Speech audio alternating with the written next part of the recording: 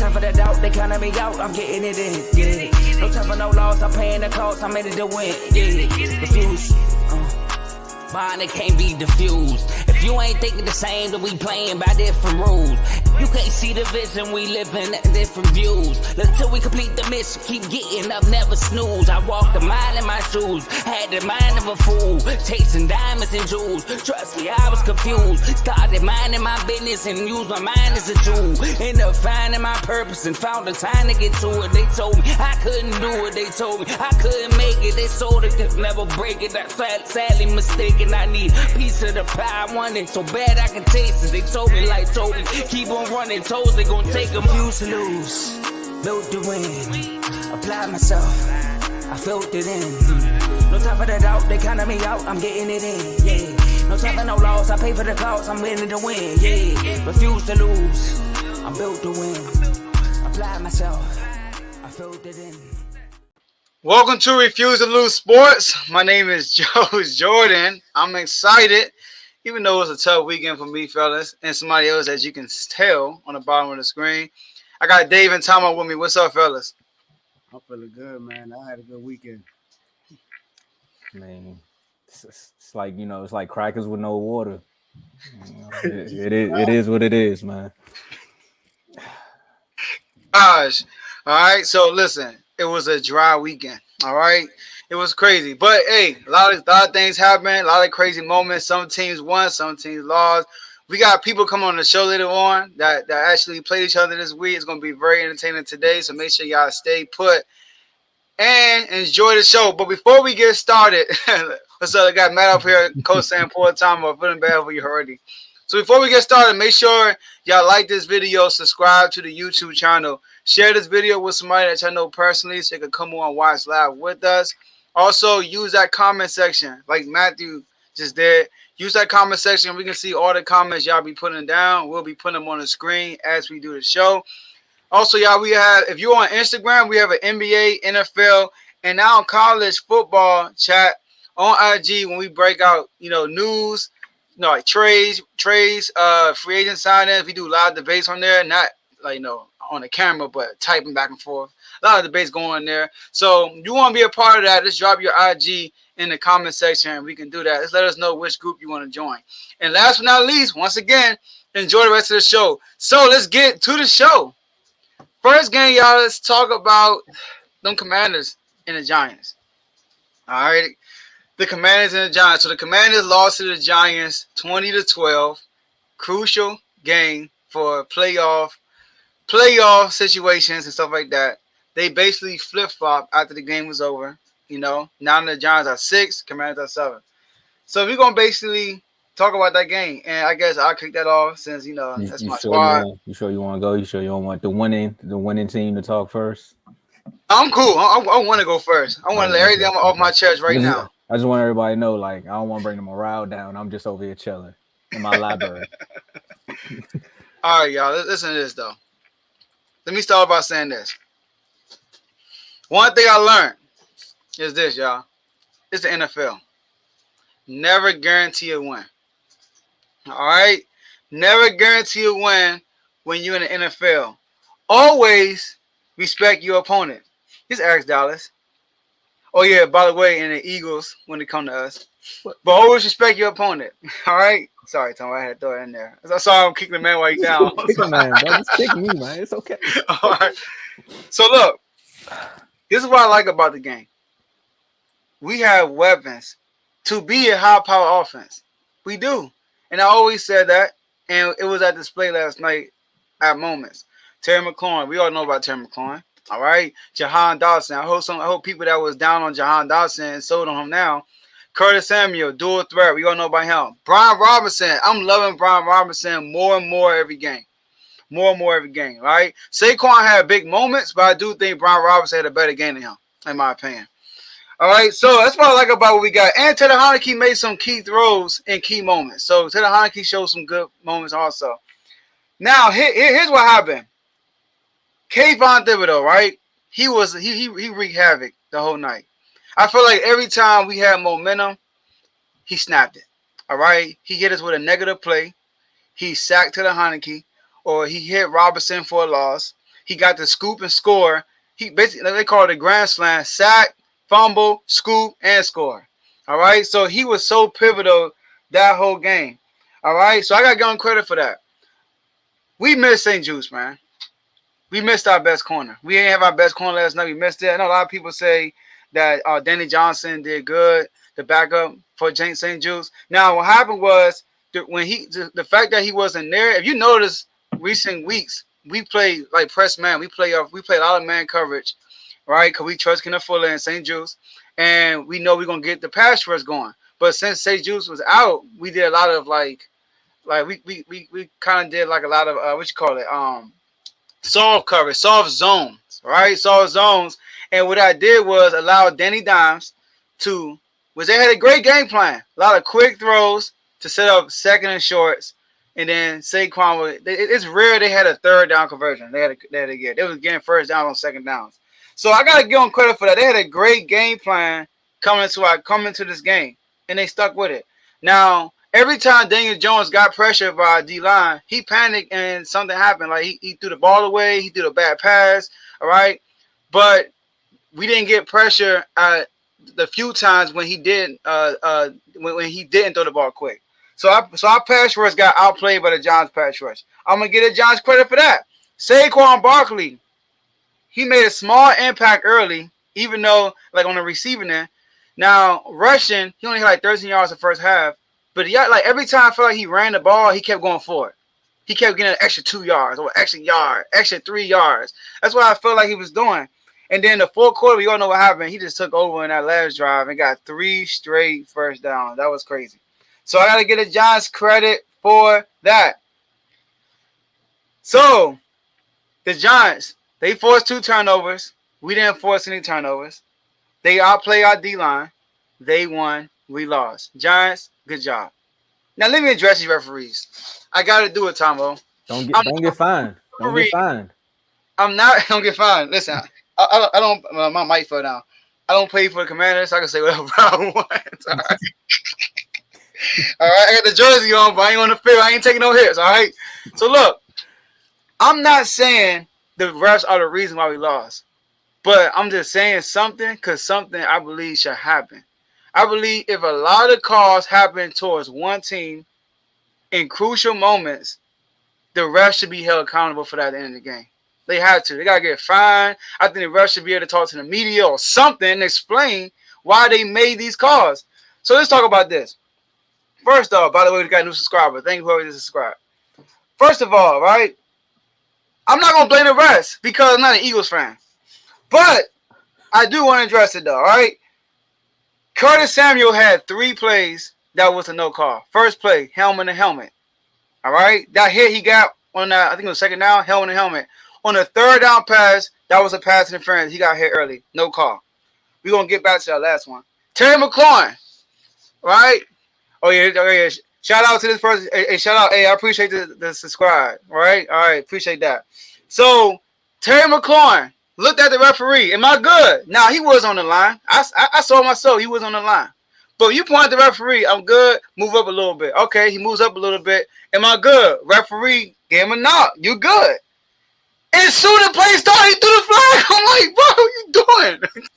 Are you a Giants fan? What's going on? Right?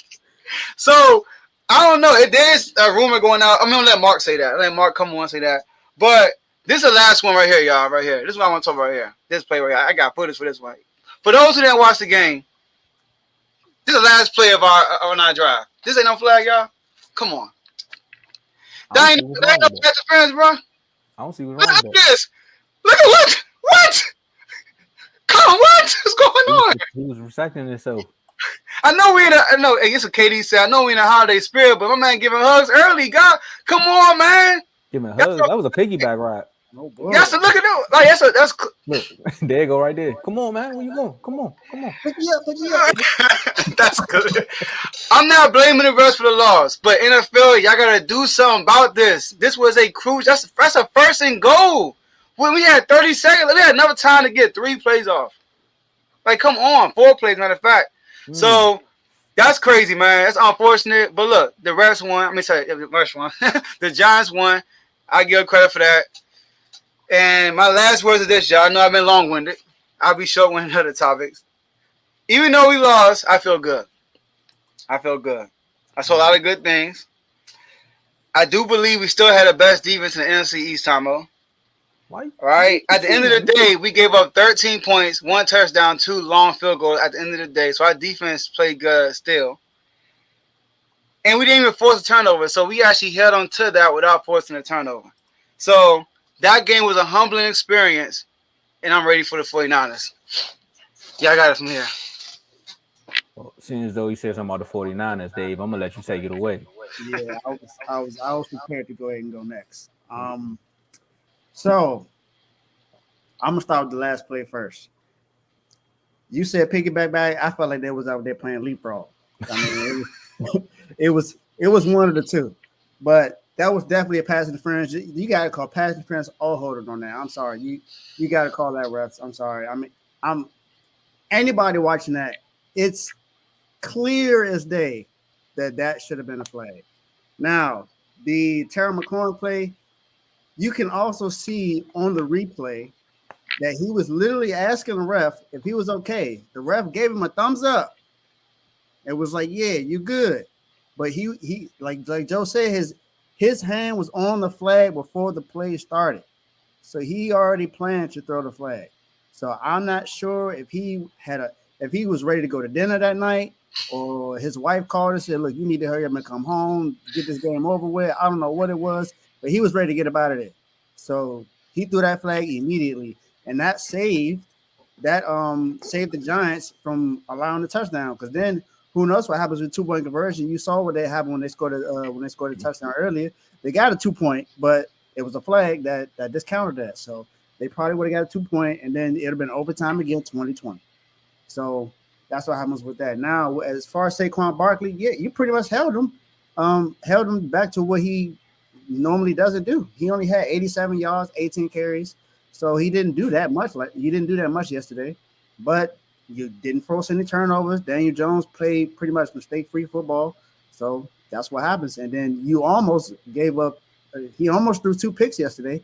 Heineke almost threw 2 picks yesterday. So he lucky that the Giants dropped both of them.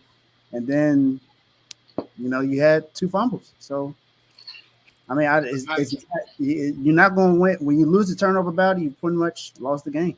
I mean, it was a 1 touchdown. It was a 1-score game, and that's how it ended. So that's it for me. And we ready for y'all next week too. First things first. Rest in peace, Uncle Phil. Thank you, Giants. I was sad coming on here, but I mean, sometimes you just gotta fall into the playoffs. Look at that, Cowboys back-to-back playoffs. Who would have thought? Surely was me. I don't know about the rest of you guys. This game right here, like you said, Joe, man, there's a silver lining in everything. And the silver lining in this is you all finally see that you have a quarterback.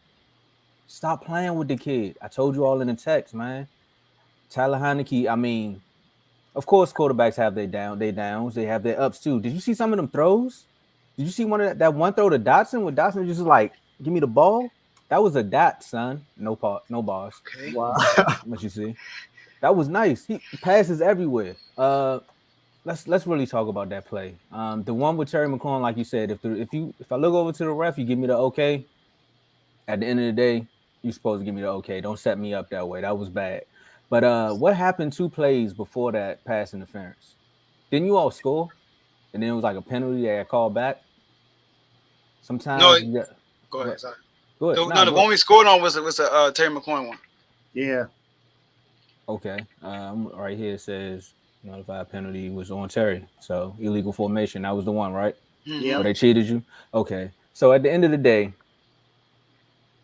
somebody got to get paid. Somebody got to get paid. FanDuel's out there. DraftKings out there. What else is out there? What else are we using for gambling? My man looked at his phone. He seen the point spread and he said, "Nah, it's not happening today." And he also probably got a call down from New York and it was like, "Remember the last time these 2 teams played? They tied. It's Monday, like you said, Dave. It's time to go home. Wrap it up. I'm sorry. Maybe Sam, you should have failed. That might have helped a little bit more. I don't know, but I think he should have failed because the way he was on his back and he was fighting it off, he Yes. probably looked at it like them two are just fighting for the ball and they're fighting for position. Maybe if he would have failed, he probably would have got the call. The fact that you even got to go that far, and trust me, I'm the guy with refs. I believe you because it was a catch. Okay, so you can come talk to me about refs all day. There's the crazy when you want to hear a crazy call, watch a Dallas game. False start on a field goal kick. Never seen it before. So at the end of the day, man, you all still got a chance to make it. The Lions are revving up though, and your schedule is not looking pretty. It's not looking pretty for you all to play the way your defense was playing. I don't think you all got any sacks, any turnovers. It was just like I'm not familiar with that team. Your offense did show up at times. The 2 picks could have been picks, but hey, shoulda, coulda, woulda. I wish my quarterback would have had the same thing.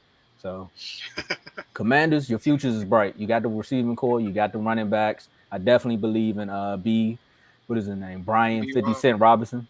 I definitely believe in him. So, I mean, you got a lot to build for.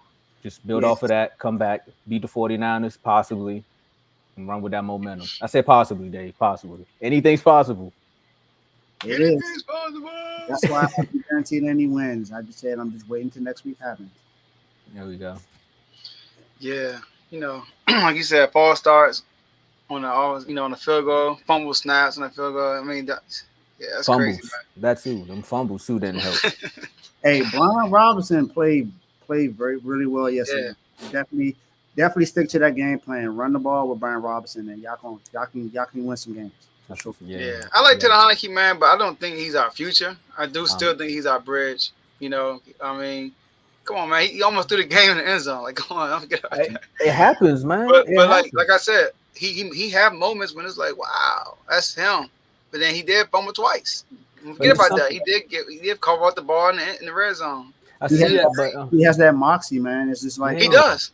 It's like how we feel. It's like how we feel about Brock Purdy right now. I mean, we don't know, but right now we still think Trey Lance is the future of our team. It's just that he's out for the year because of his broken foot.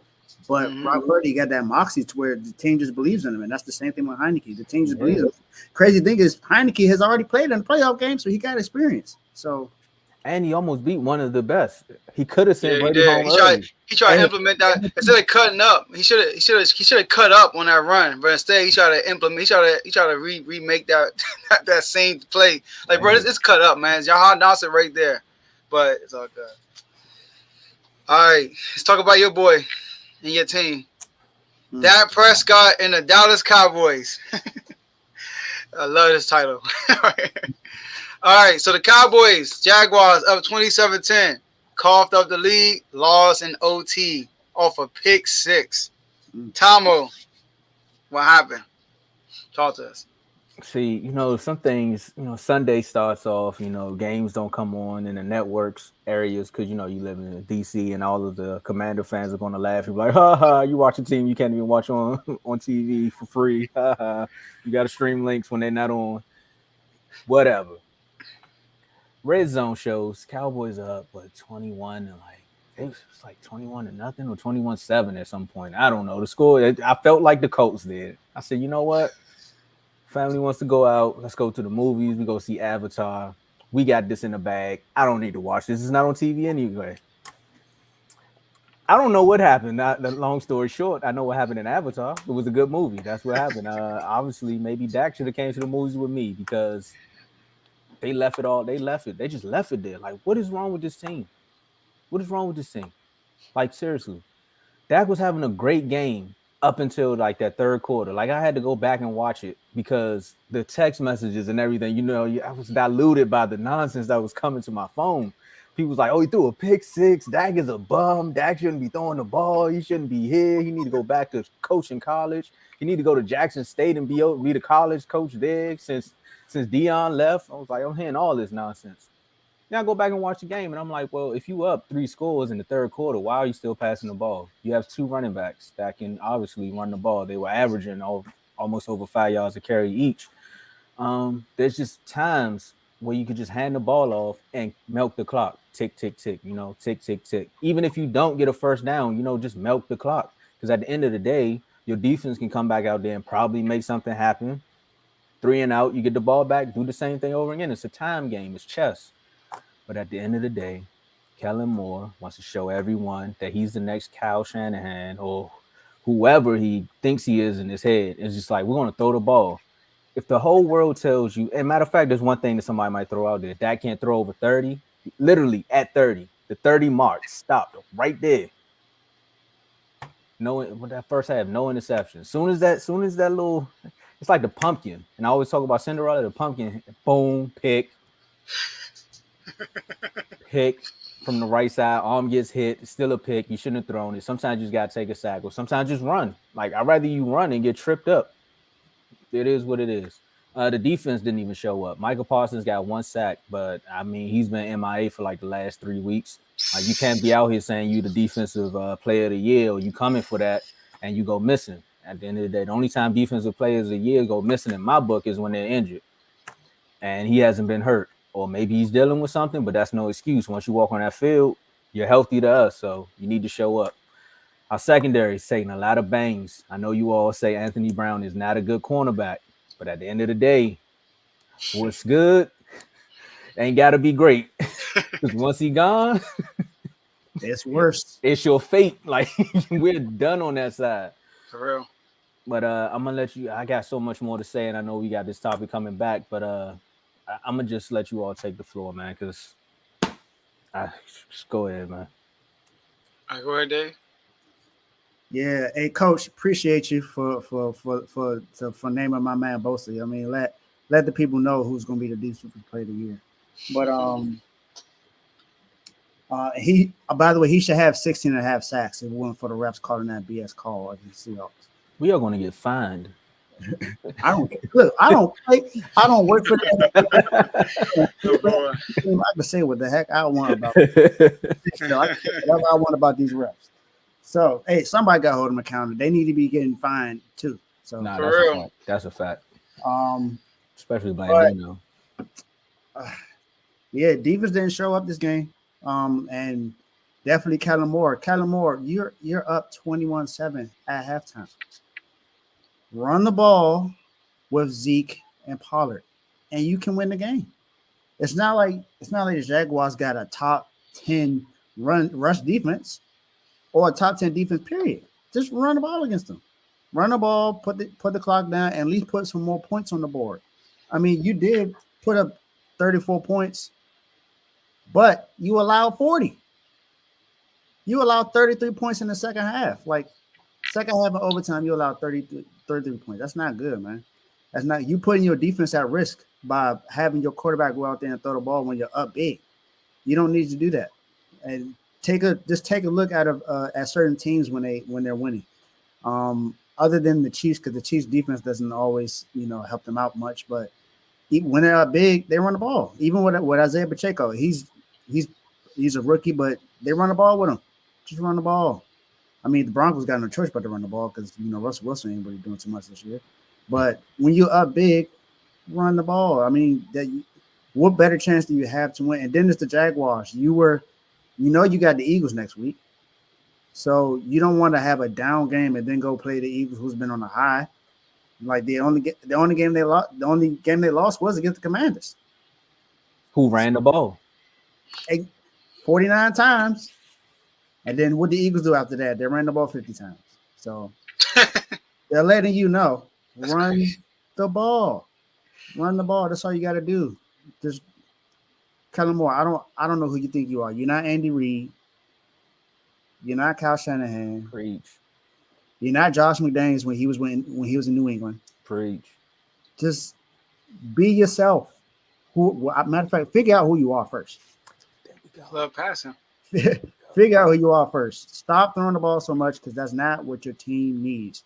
Dak wins games when you run the ball.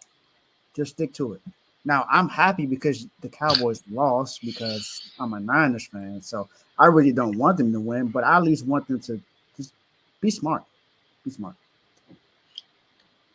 Kellen Moore, keep doing what you're doing. But look, Kellen Moore, he is like a this is no knock on anybody who has an addiction or something, but he's addicted to throwing the ball. He really is. He really is. Like, I saw an interview. He talked about that. Like, he craves to throw the ball. He said it. Which is He said, crazy. I'm like, just- dang, dude, this He's is like real this. stuff. Itching. Yeah, this is real stuff. But look, I can't let Dak off the hook right here, Tomo. Now look, now granted, y'all did throw the ball. Y'all had in the first when y'all built up your lead, y'all had 25 rushing plays, 22 pass plays, and a lot of those pass plays came. 4 of those pass plays came on that last drive before the half. So y'all was run heavy, right? But then y'all come out after they just score on y'all like that. Put it to a 2-score lead, 2-score game, and no, 1-score game and 2-score game, and y'all start with a pass. So but look, Dak Prescott, he got sacked right on that first play. In the second play, he threw an interception. I mean, I know Kellen Moore called the play, but God damn, like Dak. You remember what happened last week against the Texans? He threw a pick in your own territory. Sometimes you gotta not put the ball in harm's way. Now, Kellen Moore is wrong for popping over pass plays, but your quarterback gotta be more responsible. Because if that was Taylor Heineke, I would feel the same way. But we say Dak is a top 10 quarterback if he's on the front end or back end. So if he's top 10, he can't be making those mistakes. Cause I think that was the turning point of the whole game. That was a turning point. Because once that happened, they gained all the momentum after that. So another thing y'all need to blame. Y'all defense. What the world is going on? Now I understand y'all cornerback is out. Michael Parsons, MIA. He got that 1 sack. I ain't heard from him for the rest of the game. Nope. For the rest of the game. Literally. Look, when I was rewatching the game, I was going to ask you, did I miss something? Did he get hurt? I'm dead serious. I'm about to text you that. I'm about to say, did Michael Parsons get hurt? And then I saw him. I was like, okay, he's still there. So why are we still calling this dude what they call Lawrence Taylor? Yes, like, come on, bro. Like, stop it. All right. So it's like when they said Joel Embiid and James Harden is the next Kobe and Shaq. Stop it. All right, stop it. So I'm going to say bad loss for y'all, which I love. You know, you my man, Tomo, but I'm at the end of the day, I'm the Cowboys. It's all right, at the end of the day, all right. So Cowboys folded in December per usual. No, that's true though. Y'all have an issue. Right, start all the way back with Tony Romo, but that's all I gotta say with y'all. I'm not gonna say too much. Like I said, we're gonna circle around about this, but Dak, you can't do that, man. I'm sorry. And Kellen Moore, you know your quarterback. Just run the ball. God the heck, like y'all was running the ball. Like you said, average like 6 yards a carry. Come on, run the ball. That's all I gotta say about that. I know you want to circle. I'm good. I'm gonna circle back. I ain't got nothing to say to nobody right now. I'm gonna let everybody have a moment. All right. Everybody had a moment right now. Look, down there in the comments, Don looks so sad. Oh, no, he's trying to cheer you out. Okay. You trying to set me up for the downfall. I see what you're doing. Nah, that's cool. He set you up for later. Yes, that's what I'm waiting for. That's what I'm waiting. I'm waiting for that. He set you up. Because we got Blaze in the comments going crazy right now, but I mean, I'd rather fold in December than in January. Ooh. Okay, let's go. I'm just saying. Goodness. All right, let's go to our next topic, King of the South. All right, so Kings of the South. So now this division right here is crazy. All right, these two teams played last week. The Jaguars and the Titans. They played last week, last week, and the Titans lost to the Jags. Jags won against the Cowboys. We just talked about it, and the Titans lost. So now the Jags are only 1 game behind the Titans. And they actually meet at the end of the last game of the season.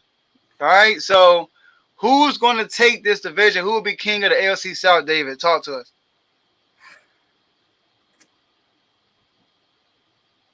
I think with the way they've been playing these last few weeks, I think the Jaguars are going to take this division. I think they're going to take this division, man. Titans don't have A.J. Brown no more. I mean, what more can I say?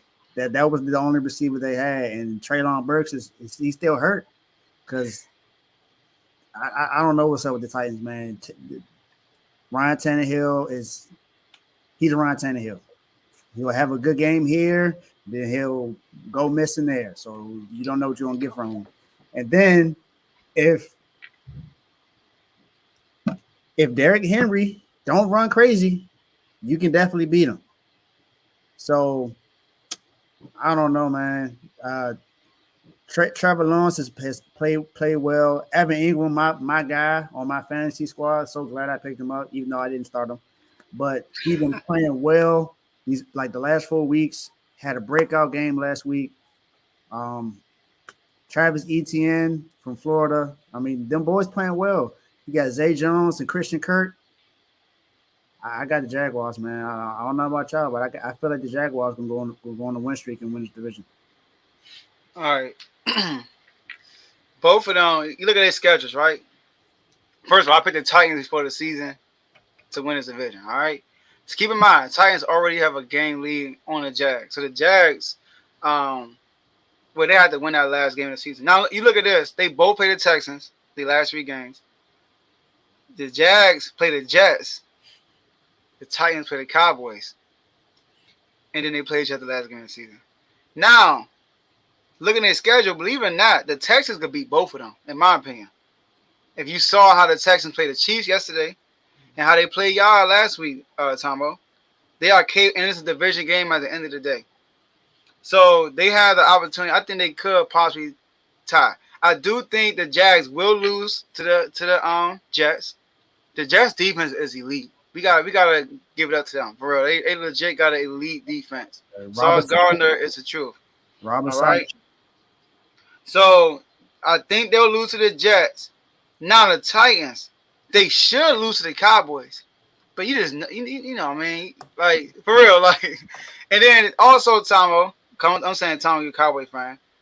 What would the situation be for y'all by this point? All right, because the Giants next week. Who they play the Giants next week? The Giants play the Vikings next week. So if the Giants lose that game to the Vikings, y'all basically clinch the 5th seed, right?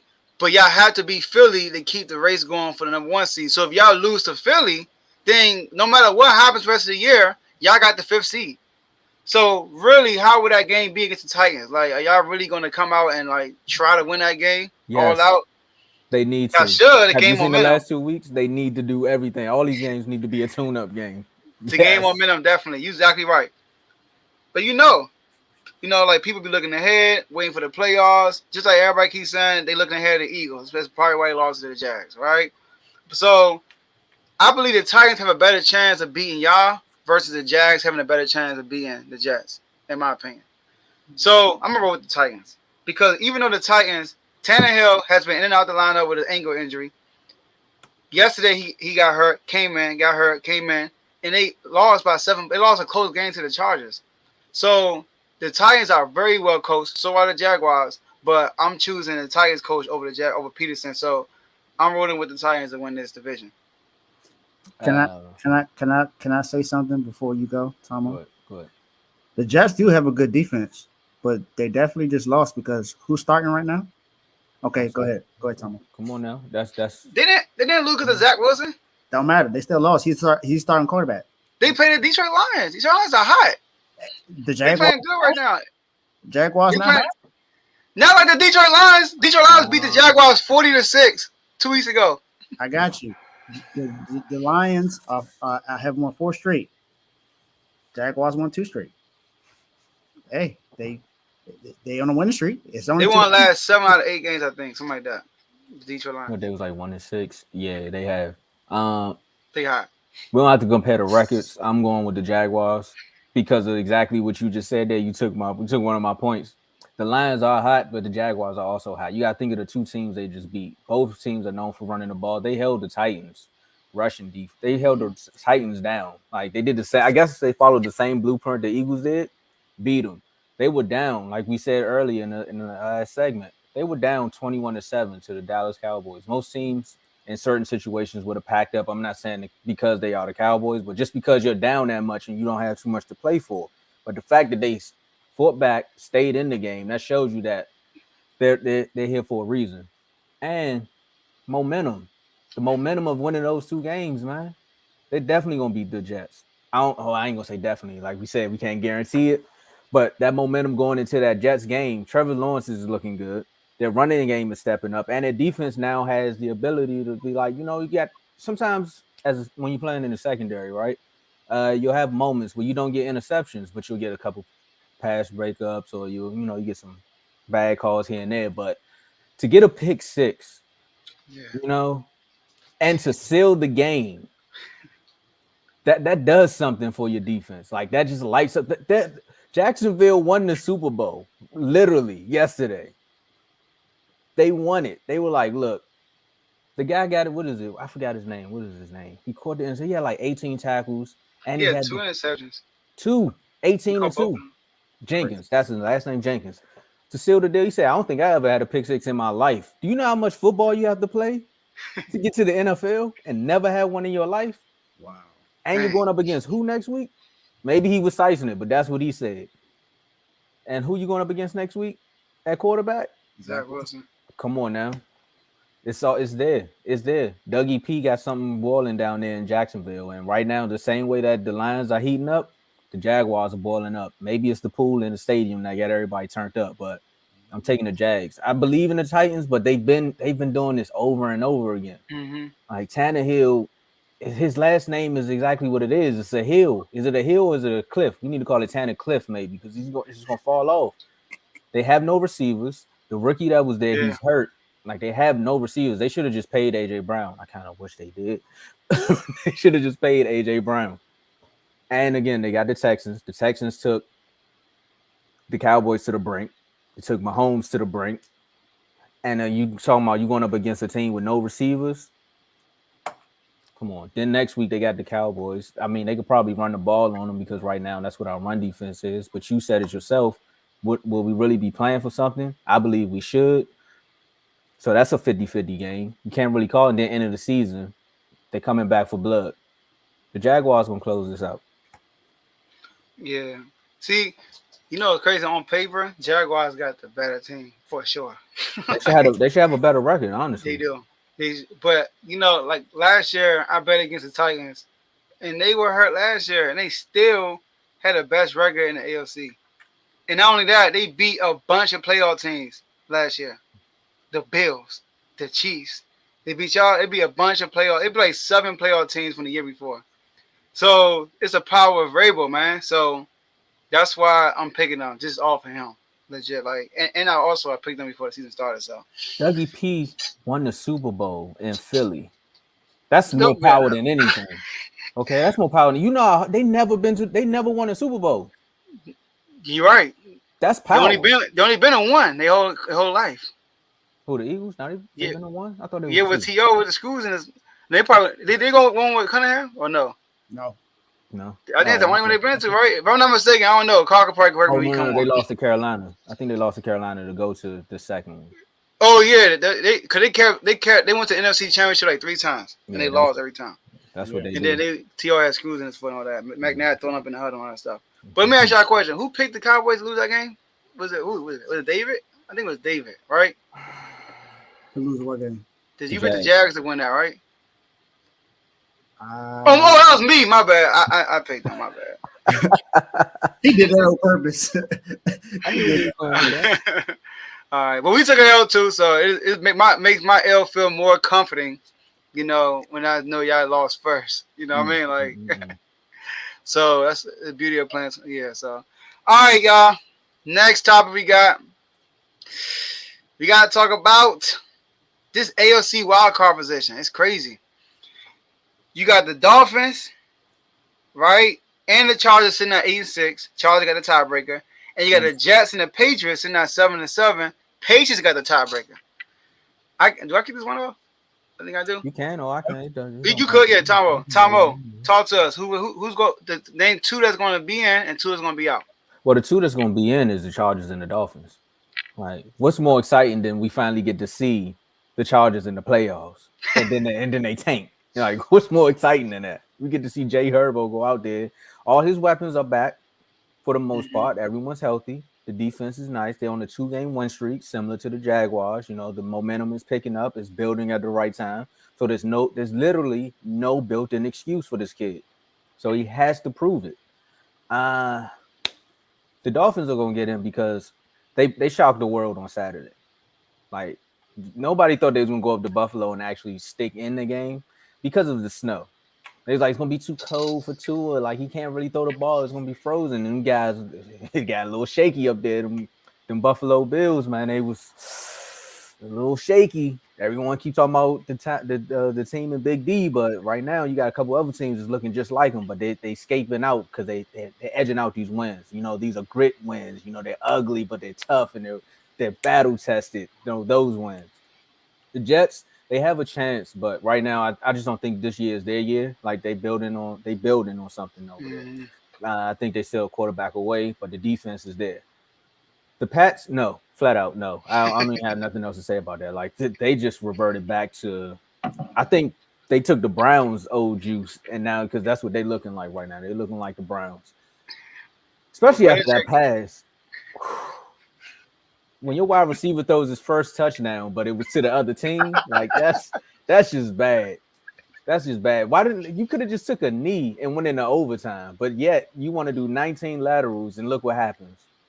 Yeah, Belichick and Tom, they might need to go on a vacation. They might just need to buy one of those vans and just travel the country together. You know, start a show on ESPN Plus. Road trip. Yep. Call it the old guys road trip. Man, 2 Pats in the truck. 2 Pats in the truck. Yeah, that's funny. His first TD pass on to the other team. Hey, look, every year I ever since Tom left, I look at the Patriots roster, I'm like, there's no way they're gonna make the playoffs. And for some reason they're in the conversation. Like, why? How? Like how? That's just the power of Belichick. So yeah, Chargers and Dolphins, man. All right. I had the Chargers not making the playoffs because I had them sorry Broncos making it. But that's not happening. So the Chargers to their spot. Yeah, let's cry. All right. So the Jets, I do have the Jets beating the Jags and beating the Seahawks. But I got them lose to the Dolphins at the end of the season. You know, and then the Dolphins and Chargers already got a game on them. And then the Chargers got the Colts, Rams, Broncos. Chargers could literally win all 3 of their games. Like, you know, but you know how the Colts are. The Colts is like, I don't know, man. I can't predict the Colts. The Rams, I mean, you never know. It's football. But the Chargers should win all 3 of these games. And then you had the Dolphins, Packers, Patriots, Jets. The Dolphins been owning the Patriots, owning them. They swept them last year. They're going to sweep them again this year. They're going to beat the Packers, and they're getting paid back on the Jets. And I told y'all Tua is going to look good against the Bills. And he looked good, didn't he, y'all? He looked pretty good. And I told y'all that defense gives up too many points. Man, they were scorching that defense. The Miami defense, man, they got the players, the personnel, but I don't know, man. Like, they just can't get no stops for real. All right? So I got the Dolphins and the Chargers going ahead. Patriots, like I said, they not a playoff team. They shouldn't even be in this conversation right now. They got a defensive coordinator calling plays. So Chargers and Dolphins making the playoff. Yeah, you're not gonna get a different pick from me. I'm sorry. The Patriots schedule is brutal, man. They got to play the Bengals, then the Dolphins. Yeah. L. That should be 3 L's right there. I don't see how the Patriots get into the playoffs. If they get in, then it has to be something to do with Bill Belichick. That's the only way to get in. Bill Belichick is going to have to do something in order for them to get in the playoffs. You took the words out of my mouth. He's going to have to team somehow. He's going to call Josh McDaniels and say, hey, I might need you to do a little something for me. I know you're in Vegas, but I need a favor. So who knows what's going to happen. Man, Tua did look good yesterday. He had a 104 quarterback rating, so he played well yesterday. He didn't throw any picks. 17-30. I mean, that was a little under 60% for his for completion percentage, but he still played well. 234 yards, 2 touchdowns. He played well. 5 drops. He had Waddle. Waddle went up 114, 3 catches for 114 yards. And then Tyreek, of course. I mean, he only had 69 yards, but every catch seemed like you didn't expect it to happen, but it's somehow, some way, Tyreek Hill wouldn't have got the ball. I think it was one deep pass he threw, and it looked like it could be picked off, and Tyreek just like, nah, thank you, I'll take that. So he played well yesterday, but I'm sorry, Carl. I know you don't like Josh Allen, but I got to talk about him, man. 300 yards, 4 touchdowns, no picks, 119 quarterback rating, 25 or 40. I mean, he threw the ball 40 times, but he still balled out yesterday. Yeah. He balled out. He balled out. And he had 10 carries for 77 yards. I mean, what more? We can't talk about Hurts throwing and running the ball because Josh Allen does the same exact thing in Buffalo. True. If he ain't throwing the ball, he running it. So if we're gonna talk about Hurts, we got to talk about Josh Allen too. And I mean, they still leading the AFC right now, 11-3. They own a tiebreaker with the Chiefs. Yeah, Dolphins and Chargers, man. Chargers got the best chance. Now, I wouldn't be surprised if the Chargers lose because for some reason that's just been the MO the last 2 years. They're going, looking like they can make the playoffs, and then all of a sudden they squander the lead. So I wouldn't be surprised, but I don't see how the Patriots win one of those 3 games. I just don't see it. Because Burrow has been playing lights out. Came back from down 17 points yesterday and beat the Bucs. I mean, it's the Bucs, so you can do that against them. But still, it happened. And then the Dolphins have, even though they've lost their last 3 games, they still look good. They put up 29 points yesterday against what's supposed to be a top 5 defense in Buffalo, but you can clearly see that you can score on them. So I don't know if they're top 5 or not, but that's what they've been said to be, have a top 5 defense. And then the Bills. The Bills just manhandled them a couple weeks ago.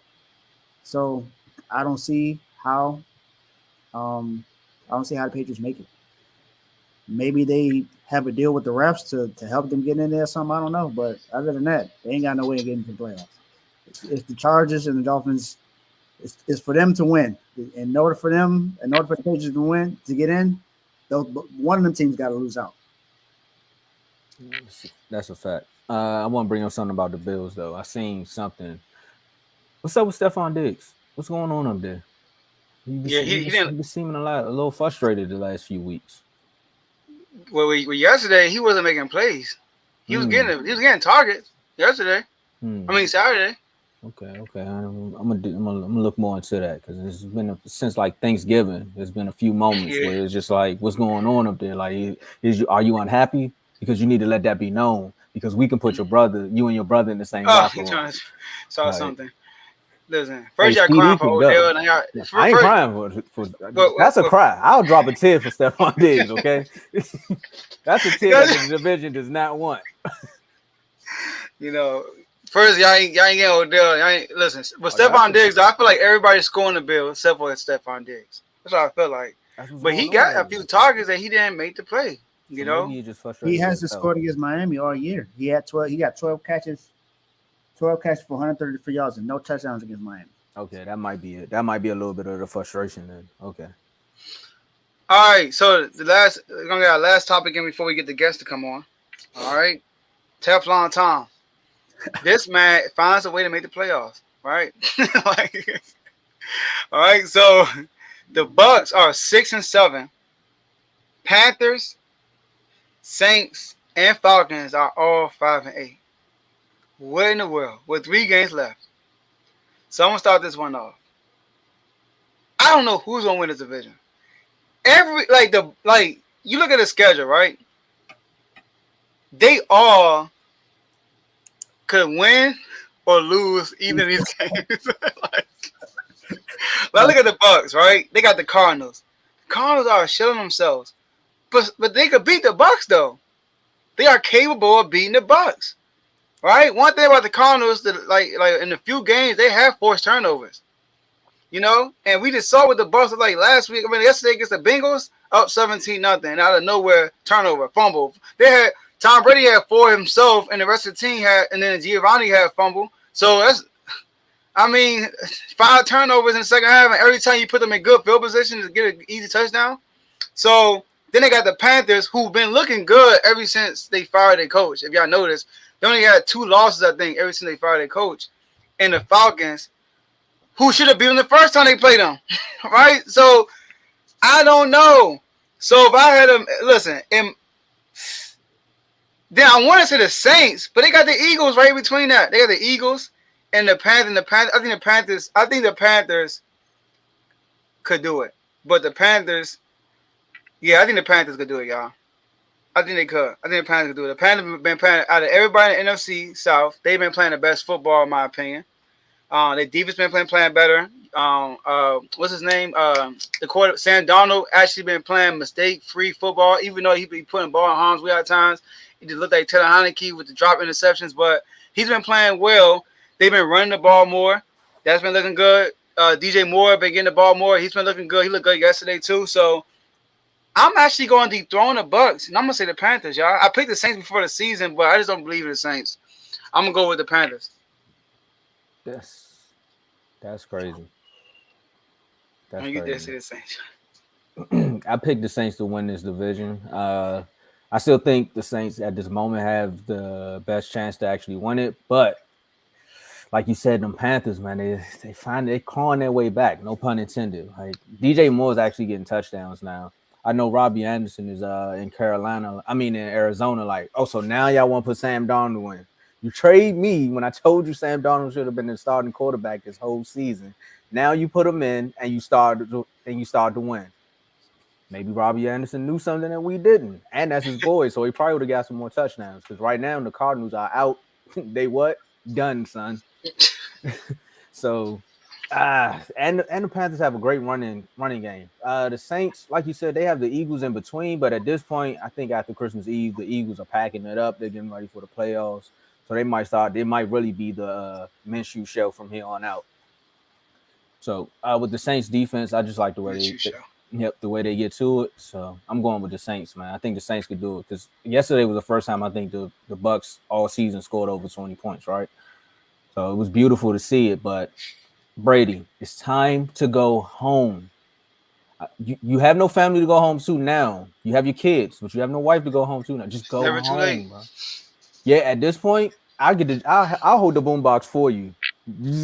Just be out front playing One Wish. Okay, we can get Giselle back, bro. We can get her back. Just listen to me, man. You can get her back.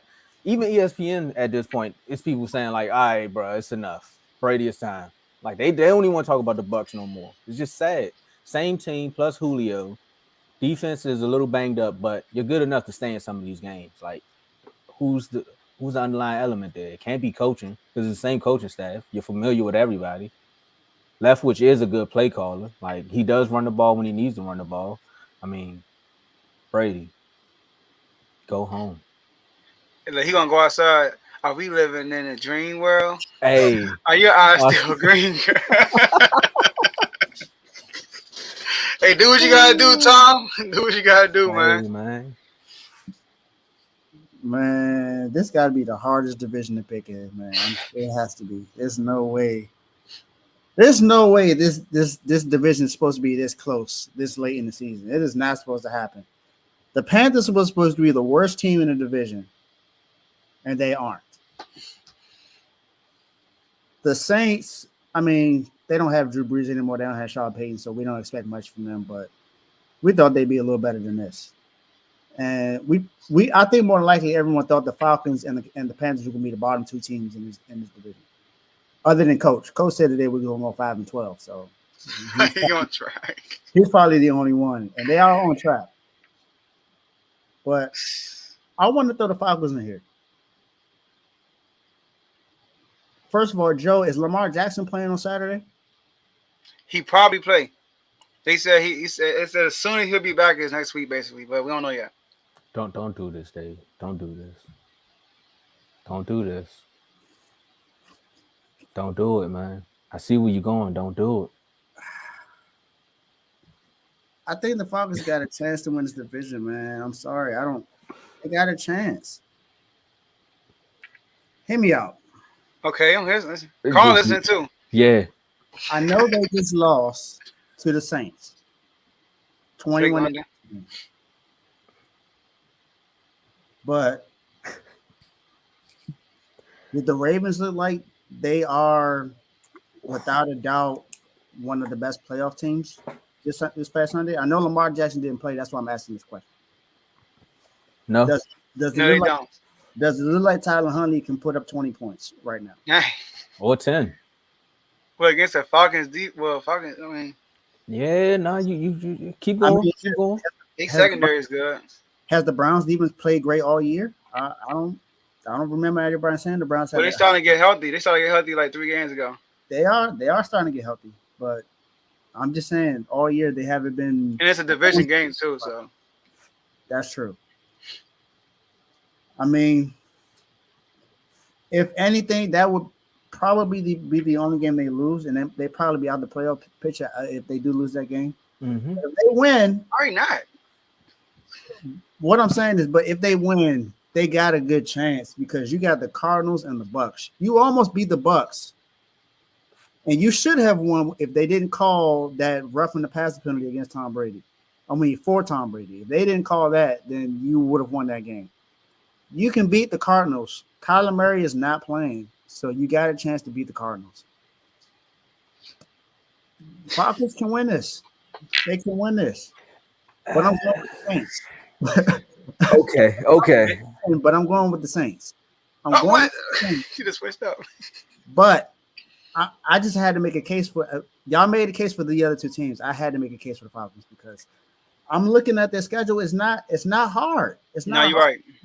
It's not a hard schedule. And the Ravens defense, even though they only allowed 13 points, we know they have they've done it 4 times this year where they've squandered big leads and lost. So we've seen it 4 times this year. We saw it against the Bills. We saw it against the Dolphins. We saw it. We saw it happen 4 times. So it can happen. And especially if Lamar Jackson doesn't play, the Falcons got a chance to win that game. You know what? J.K. Dobbins, if he runs the ball crazy against the Falcons, then I don't think it can happen. But then again, he ran for 125 yards against the Browns, but they still lost. You know what, Dave? You're onto something there. You're onto something there because if you look at the Saints, they got the Browns, like you said, are getting healthy now. The Eagles, like I said, the Eagles might not have nothing to play for, so that's 50-50. And then they got the Panthers, right? Panthers can beat them. But look at Teflon Tom's schedule, though. Teflon Tom got the Cardinals, but then the Panthers, and then the Falcons. So it really might come down to that last game where if the Falcons can, if both teams split, and it comes down to that last game, it might. Nah, they need to. Look, the only way the Falcons will win, they gotta win out. Lose one. Yeah, they gotta win out because they're 1-4 in their division. Yeah. They got it worse, but the Bucks and the Panthers are both 3-1. Saints 2-3. So those 3 teams, it might all tie. They might all finish at the same record. But the Falcons gotta win out for them to win the division because they already a game behind the Bucks, and the last game was against the Bucks. So not only gotta beat, they gotta have a better record than the Bucks because the division record is not gonna be better. Y'all know what this sound like? This sound like the NFC East 2 years ago, last year and the year before. This sounds just like the NFC East because they like the Giants lose, then we could jump up. Nah, you're telling me with 3 wins we still got a chance. I'm only picking this place because of their defense, and I think out of the quarterbacks, well, I can't even say that because Andy Dalton is not great, but they got 3 quarterbacks though. That's the thing about the Saints. Like the quarterback is Tom Brady, but like. Taysom Hill suck as quarterback. Let's not throw him in there. No, you got something against Taysom Hill. He is not that from the diaphragm, bro. He's a good athlete. He a great athlete. Don't get me wrong, great athlete. But quarterback, no. Don't put him in that quarterback. You're gonna lose. You saw that game against Dallas last year where he threw 4 interceptions in that game. Yeah, he's not. Yeah, he's not. He's a gadget guy, but he does a good job at that. That is it. He's just a gadget guy. But hey, coach, the Bucks play in the NBA. With the K at the end. Yeah, I'm messing with it. All right, y'all. Let's get Carl on. So Tay couldn't join us today, y'all. So we couldn't get the show down. Oh man. Yeah, so we got Carl on. Carl always here. Like win or lose or draw. Let him know, good, Carl? You don't duck no rat. Oh no, Carl. Never that. Yeah, he always on. What's up? How y'all doing today? Good. You got the same energy Tom had when you came on. So. Oh no, I got a headache from driving and I couldn't go back to sleep. I'm tired. Oh yeah. You just came out with North Carolina. Yeah. So I understand. I was stuck. I came back from seeing my father in South Carolina. Okay. That's cool. Hope you enjoy yourself. All right, because yes, sir. The ride there was kind of tough for you. Or but I went Friday. It's all good though. Y'all still in the playoffs. I went Friday. In the playoffs. I drove. Look though, you like the title? Browns Super Bowl, Ravens Super Bowl. All right, so talk to us about the game. All right, before I do that, I just wanted to address David. You know I was going to address this. JK ran crazy, and it's kind of ties into the game. I said He only got the ball 13 times. Yeah, 135 yards, right? That's a Greg Roman issue, not a Baltimore Ravens issue. Give him the ball. Greg, he averaged 9.6 yards a carry. How did he get 13 touches? Gus Edwards averaged 7.8 yards a carry. How did he get 7 touches? Why are we throwing the ball 30 times? That's why. All right, so Huntley. So I that's true though. I said he ran crazy. I didn't notice he had 13. Yeah, but that's what I'm saying. You said that he ran crazy, but we lost. But he only had 13 touches. That's why we lost. We gotta give him the ball. But all right, so look, I'm gonna talk about the game real quick though.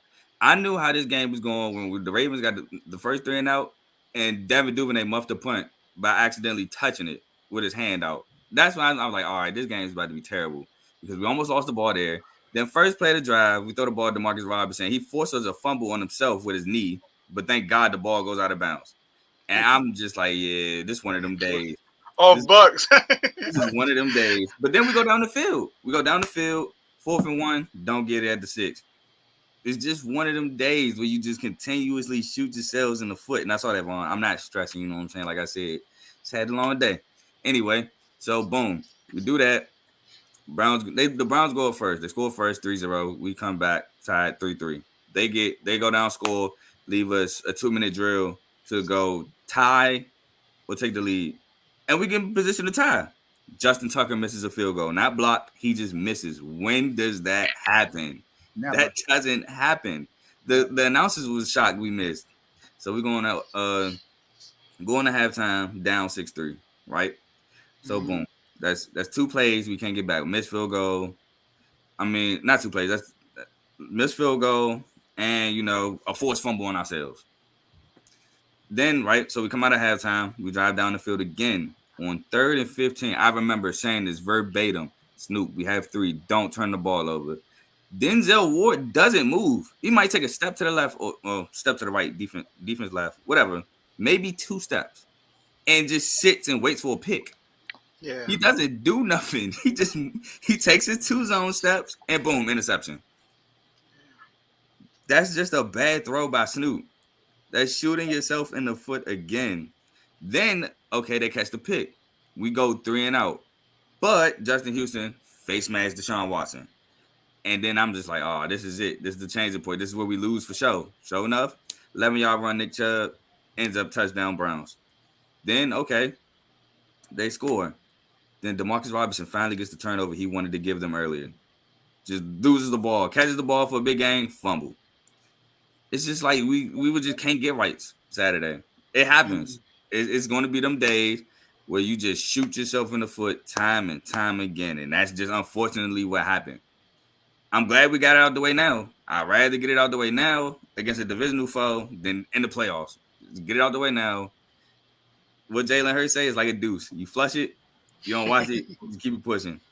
Now, Greg Roman, he had some moments. That 3rd and 15 roll out, the I would call it a speed shovel pass to Justice Hill that got a first down on 3rd and 15. Beautiful play call. But again, you have 2 backs averaging 7.9 yards a carry and 9.6 yards a carry. Why are we not consistently feeding these backs the ball? Why is it not? And then we had a shotgun run where we pulled the guard. Money ran it maybe twice. Why are we not sticking to the ground when they have the worst run defense or one of the worst run defenses in the NFL, Greg? Just run the ball. That's the Ravens' DNA. Run the ball, play good defense. I'm not blaming the defense for this game at all. They held them to 13 points, and the offense just shot themselves in the foot every chance they got. Part of it is the offense. Part of it is Greg Roman. And I have one more thing to say. Why, when I defend Greg Roman, do you then decide to show why the fan base wants you gone? I got on here and said that Greg Roman is not the issue. And then you proceed to just explicit word that starts with an S on me all for the next 3 weeks. Like, why? And I still believe in Snoop. Javon can throw all them comments. You know what I'm saying? Hey, all them comments you throwing is probably better passes than the Steelers throwing all year. But anyway, I digress.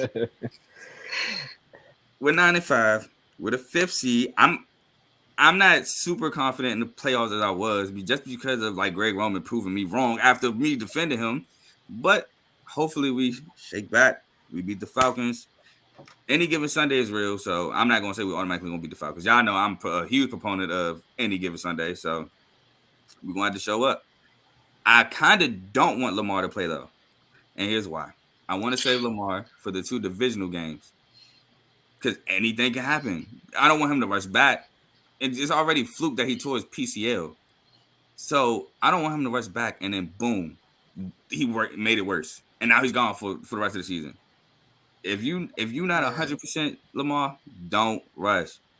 I still believe in Snoop. Let Snoop get it together. We'll find a way to win against the Falcons. And let's just move on to Pittsburgh. Hey, I know you got a lot you want to say, Joe, but I just want No, I want to bond with my brother right here because right now we're both 5th seeds. We both have offensive coordinators. When the running backs are averaging almost a first down every time they touch the ball, they're just like, you know what? Let's air it out. I know where you're coming from, man. I just want you to let you know, like this is offensive coordinators anonymous. Like we both are suffering from that. One thing I won't do.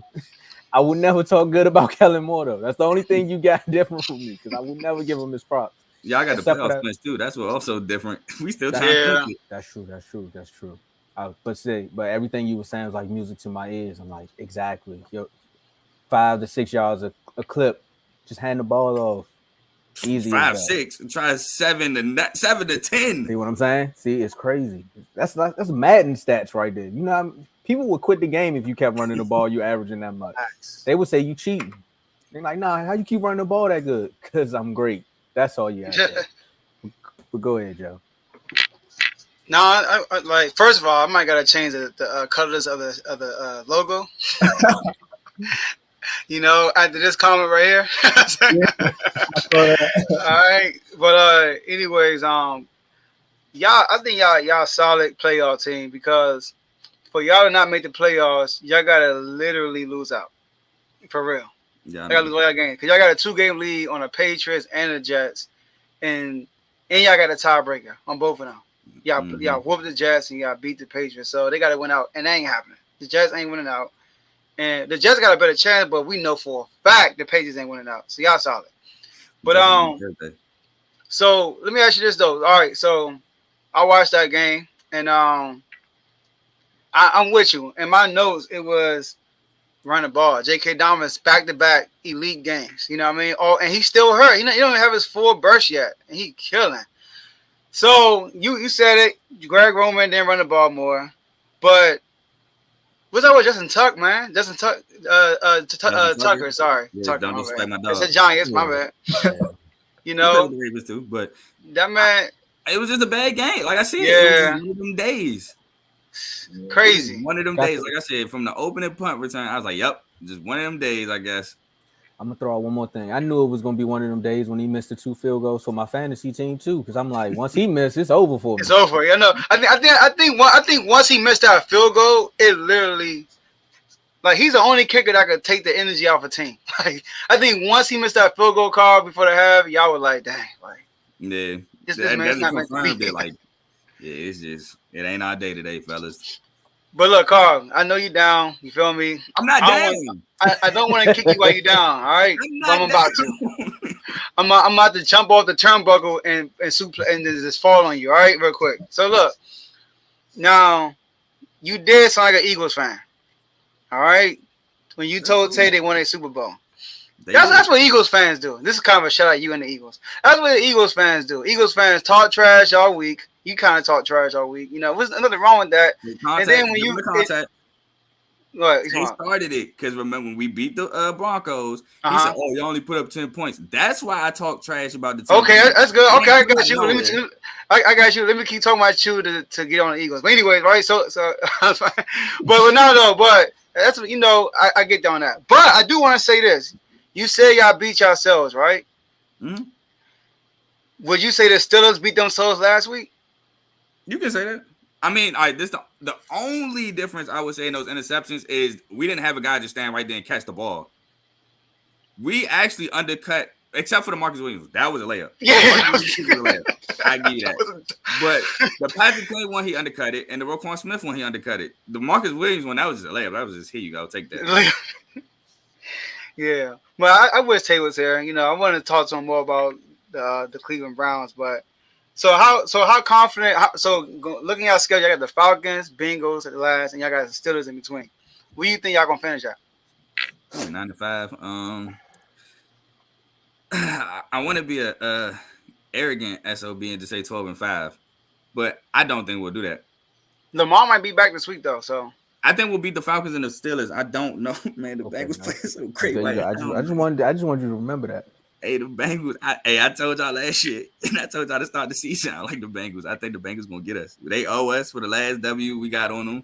It's in Cincinnati. The last game of the season is probably gonna be for the division. And they playing. They hot. Y'all want to talk about the team that's hot. The Bengals is hot. they are I think we'll finish at 11-6. 11-6. All right. So y'all lose the division basically. That not necessarily. Yes. Yeah. If y'all lose to the Bengals, the Bengals got a game lead on y'all. They would have to lose out for y'all to win. Nah, they could lose to the Bills and then That's not lose to the Patriots, but beat us. That's not happening. I don't think they'll beat the Patriots. But all right, so I got you right. My projection is we'll be a wild card team. I think. Well, y'all got a better division record. Y'all No. won y'all division. Oh, they just lost to the Browns. My bad. But they lost to the Browns too. No. We do have a better division. Yeah, record. they lost to the They'll Browns. have a better overall record if they go 2-1 because they're a game. But if ahead of y'all, us. yeah, They're a that's game true. ahead of us, and if we both go 2-1, they'll just keep that 1 game lead. Yeah. They gotta lose 2 games though. Yeah. Okay, they gotta lose their next 2 games if they beat y'all. Mhm. Not happening. Yeah, but it will. I think it will go down to the last game though. I think it will go down to the last game. So, Okay, I think I wanted to mention something else. mhm. This is why I'm not worried about the Browns loss. When the Ravens went 14-2, Lamar won his MVP. Our last loss of the season was to Cleveland, and they stomped us. Like Nick Chubb had a field day against us. It was bad. Like I cut that game off. So I'm not discouraged losing to the Browns. It happens. Sometimes, you slip up and lose to the I don't want to say sometimes you slip up and lose to the Browns because I don't want to take shots at them like that. But sometimes you just slip up and lose in a divisional game to a game like a game you shouldn't have lost. It Yeah. happens. Like Now the look, I Giants. would say, go ahead, Tommo. Like the Commanders did to the Giants. Yeah, I missed that's that true. segment. I was out. I had to do something, but Yeah, I wanted to touch on that. The refs missed the call too. It's all good.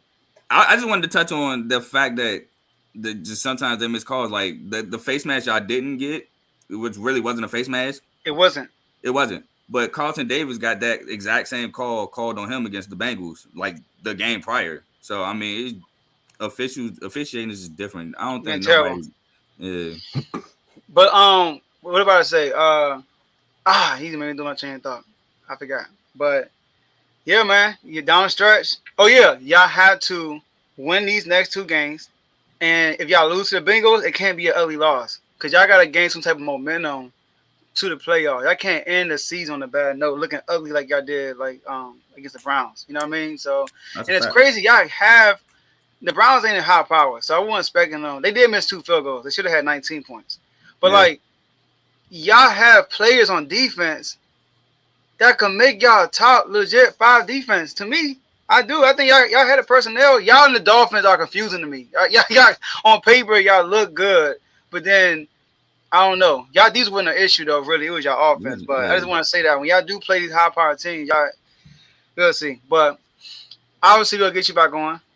And then I'm just mad Tay not on. I wanted to see what he had to say and see what you got to say. But Probably saved a lot of people's ears. all right, Carl. Oh yeah, we'll get some last words for your Ravens. All right, well, Ravens, I ain't got too much to say except run the damn ball when your running back is averaging 10 and 8 yards of carries a piece. But I just want to take my Ravens time to talk about them Lions. You know what I'm saying? one pride, 7-7. Joe, we right behind y'all. So unfortunately, I need y'all to lose this week. I know you need y'all to win, but I need y'all to lose so we can go ahead and get that spot. We gotta beat the Panthers this week, which I kind of want the Panthers to win their division, so it's gonna hurt. But we gotta do it to them. Yeah. Hopefully, the Lions lose. Oh yeah, I'll shout be out to rooting Robert against Salah for bad clock management leading to the Lions winning because that was terrible clock management down Terrible. the stretch. I don't know if y'all He was watched it. blaming Zach It was Wilson. terrible. Zach Wilson, he ain't play. nobody expected him to play great, but he didn't get that game up. It was Yeah, no, bad that was cover. Robert Salah. That game should have easily went to OT, but he just mismanaged the clock like a mug. Yeah. I'm sorry, man. He's still on my bad list. He's still in the I hate dog Zach for Wilson. me. Y'all know I hate Zach Broken Wilson. wing. I'm not gonna give him unwanted blame. Like it's not his fault. Hey, your name Yeah. funny, bro. That's how we lost. Like I mean, all we had to do was fly against the Browns, but we had a broken wing, so we couldn't. Broken wing. I just saw that. I didn't blame that loss on Zach Wilson. Since he's the quarterback, I just don't think they're gonna do nothing because he's there. Yeah, he Nah, gonna I he ain't Probably leave him alone. he got I ain't one gonna- start in him. I ain't gonna lie. I watched that game, man. Hey, Garrett Wilson, You saw- young God, he was just mossing everybody. Like Jesus Christ. Especially that pass And before the Elijah half. Moore. He just And launched Elijah that. Moore too. Oh my God, they was just going crazy. They And then we got got mossed by Michael Cotto and like some 3rd and 12 prayer bomb. I was like, man, what is going on? And he playing good this year too, Carter. So, all right, Carl. Appreciate you for coming on, man. We'll get you on next week. Appreciate Good luck to y'all your for having me. Ravens. All Magic right, up. stay safe. All right, so let's get our next guest on. My fellow commander. What's good, Mark? Oh my What's going on? goodness. Yeah, I gotta put these back on. Y'all blinded me. Yeah, man. Sheesh with all this burgundy. To lose burgundy and gold forever, man. What's going on? Peanuts and a Heineke. All right, so Mark, tough loss, man. Key laws that we needed. Yeah, Talk to us. What happened? that was I'm not gonna blame the game on the refs because we could have put the game away early. Not even early, but we could have put the game away earlier, I should say. We long field goals, missed opportunities, penalties on offense whenever something good happened. I know Joe was talking earlier about like a conspiracy that's going around, like, you know, and I think he was referring to like the NFL now wanting Dan Snyder in the playoffs at all. You know, so I mean, because I hear y'all talking about the play with Terry McLaurin, and he looked over at the ref, and the ref gave him the okay, but as soon as he turned his head, like he threw the flag. So it was just Crazy. like, but to the ref's defense, once he took the like when he asked the ref to like step up, Terry didn't look back at him to see if he was on point. He Yeah, stepped he up like an inch. But if he heard him say you're good, like okay, like he said, I mean, regardless if you're on the line of scrimmage or not, I mean you should be, you know, in legal territory with the, you know, penalty shouldn't have been thrown. So that's one play. The blatant pass interference that everyone's talking about, so I ain't got to talk about that one. And then they just every time something good happened, it was taken away off a penalty. Even with the 2-point conversion, we missed the extra point after that.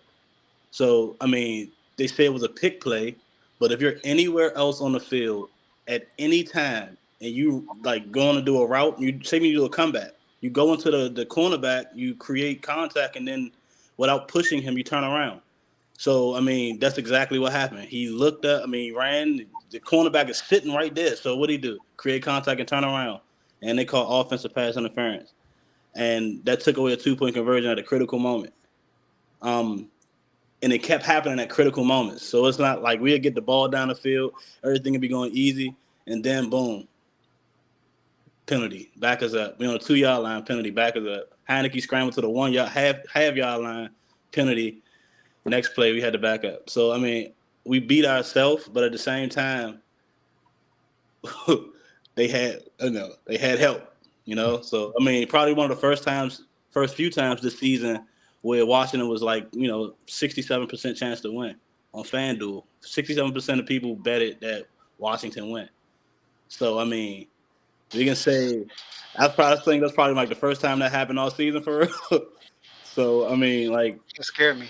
it's a lot going on, you know. So it's like Washington only do good when they don't bet against us. You know, when they bet against us, I mean. But yeah, we lost that game. It was bad. We kind of defense did well enough for us to win. They only allowed 13 points on offense. That critical fumble, the sack, fumble, touchdown. That was a critical moment in the game. That's really what killed it. Well, I'm not even gonna say that killed it because we came back with more momentum, drove down the field again. So every time we got the ball, we punted the ball, but we drove down the field a good amount of times. Taylor Heineke had a good game, 17 for 29, 249 and a touchdown. Brian Robinson, 12 carries, 89 yards. Okay. 7.4 average. That was the average. 7.4 yards. Jahan Dotson 4 catches, 105 yards. Woo! Curry 6 catches, 70 yards. Both of them had 6 targets. And like I know I've probably been the number one person to say, yeah, we need to get a franchise quarterback and stuff like that. And Taylor Heineke not it, but I mean, if you look at it, since Taylor Heineke came in, he's over 500. He wins games. So with you being over 500, that's the most success the quarterback from Washington had over the past probably 30 years. and the thing is Yeah, you can't forget about no. Taylor Heineke has a better record than RG3 does. Oh, you mean Yeah, overall. So it's you're right. Overall, yeah, that's true. So Taylor Heineke has been the best thing that's happened to the Redskins at quarterback position since Brad Johnson, maybe. I don't So I mean, Woo. Hence the title, man. I can say whatever I want about stats, but like wins don't lie. You feel me? So I mean, as long as he's winning, look, bridge or no bridge, Taylor Heineke needs to start. And yes, he's short, and they need to tailor the offense around what he does best. Simply like the Eagles do with Jalen Hurts. Jalen Hurts not the best quarterback in the world. We all know he's not gonna make every throw, but Sirianni caters to what Hurts does. He can do 4 routes really well: the comeback, the out, the fade, and the screen. Like he throw those really, really well. And if you look at Jalen Hurts this whole season, those are the only routes that he thrown. So, well, I didn't say quick slant, did I? Well, Nah, you didn't. You said slant though. It falls in there. Yeah. So I mean, like that's what because Heineke has fairy dust. Like he can make magic. So I mean, that's why it's so scary for us in the playoffs. If we can get there now, you know, that chances drop from 81 to 38%. But I mean, you know, I have confidence. We're gonna get the 49ers out the way next. It was a bad game. It was actually a good loss. Well, it's not. There's no such thing as a good loss. We lost that game, and it hurts. It hurts everybody. So they're gonna make up for it next game, and I guarantee the defense plays a lot better. And we only allow 13 points. So that's what I got to say for yesterday. That was deciding whether if I should play Call of Duty or not. You know, all right after the game. So yeah, that's what I got. All right. Go ahead, Dave. He said something about the 49ers, man. I'm just glad Mark got on here and said what I've been trying to tell Joe for like the last 5 weeks. Hey, Mark, only thing I'm going to tell you is I've been quiet this entire time. I'm going to stay quiet. But I guarantee you, if what happens next week happens, just know I'm coming at your neck in the chat. That's all I'm going to say. Hey, look, y'all been in the loop. That's all. I've been telling Joe that y'all are good, and I respect y'all enough that y'all got a chance to win that game. But all I'm saying is, if we win, I'm coming at you. Before you go, Joe, let them know that you can tell them that how I feel about the 49ers for real. Yes, I want to win, but I feel like the 49ers probably is the best team in the NFC. So, oh wow, yeah, coming at I want y'all like y'all on the list. I want to knock the best off. Well, so, I know you don't like the Eagles, so I definitely respect it. No, I respect it. I feel like our defense better than the Eagles, but offensive wise, that's no argument there. They proved that.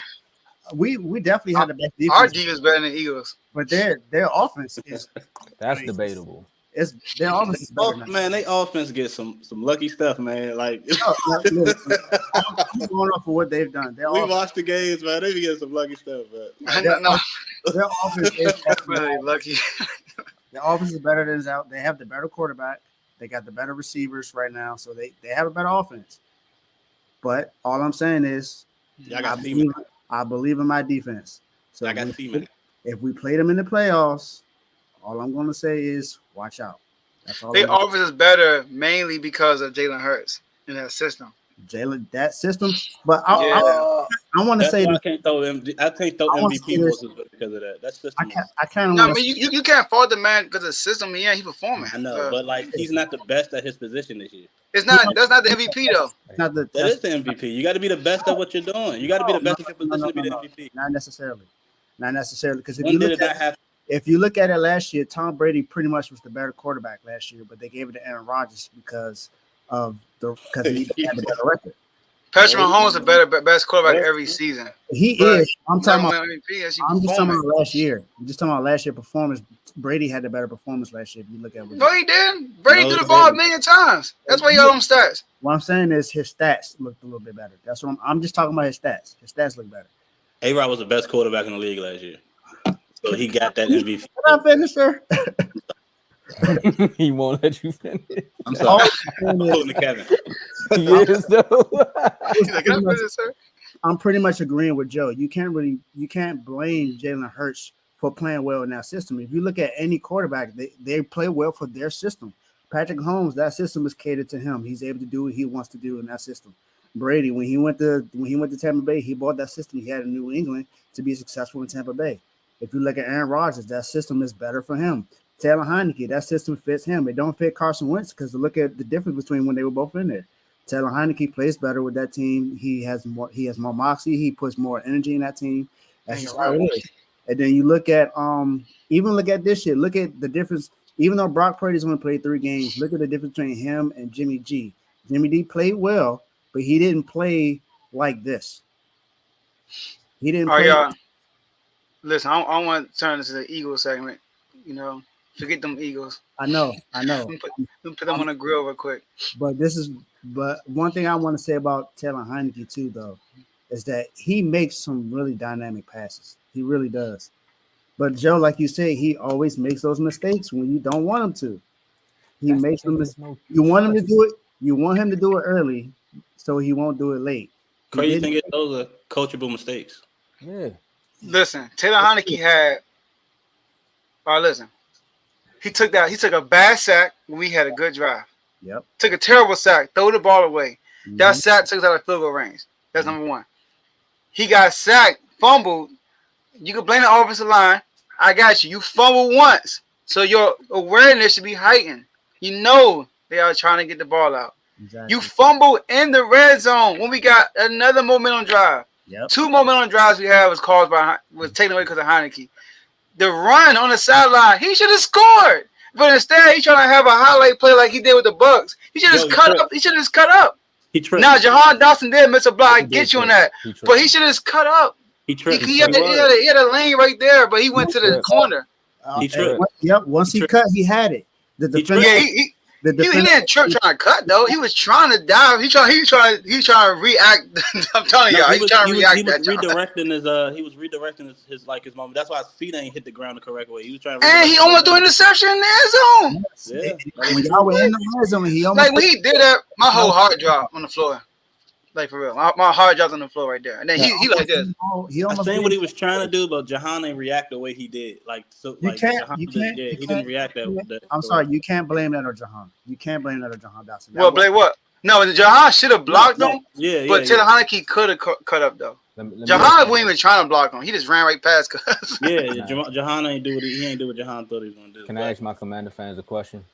Yes, sir. How many training camps has Taylor Heineke went through? Probably 3 with us now. How many times has he shown you all that he can win games, but yet when it's time for him to, like Mark was saying, to actually get that coaching that he needs? How many times have you all brought in another quarterback to take that spot and then he get knocked down the roster, the depth chart? I think if you give him, like Mark is saying, and I've been trying to tell you too, if you give him the resources, he probably will build up his awareness and heighten, some of those mishaps that he's having, those blunders. The fact that he can make the plays, so it's clearly like you just need a quarterback coach to be like, look, bro, that was dumb. Don't do that again. I think our quarterback coach fine. Listen, I just think he need to play. This is what I'm saying. This is what I'm saying. I'm not saying he's a bad quarterback. He's not the future. He's a bridge to our future. So I don't think we should go out and go sign a quarterback. I think we should drive a young quarterback. Or I don't think Sam. I don't know. I want to talk bad about my fellow commander about Sam Howell. Sam Howell. But we can drive the quarterback and Heineke and then build around Heineke right now until somebody else is ready. Yeah, that's what I think we should do. Instead versus spending money on a quarterback. I agree with that. Yeah, that makes more sense. Yeah, I agree with that. All right, so Mark, before you get off, give us some last words for the Commanders. Man, look, we still in this. You know, we got to take it one game at a time. We made the Giants made. We kept it like, this gonna guarantee you win. That's how Washington fans was really reacting because of what happened last game. Even though the defense showed up, the offense didn't show up like they should have.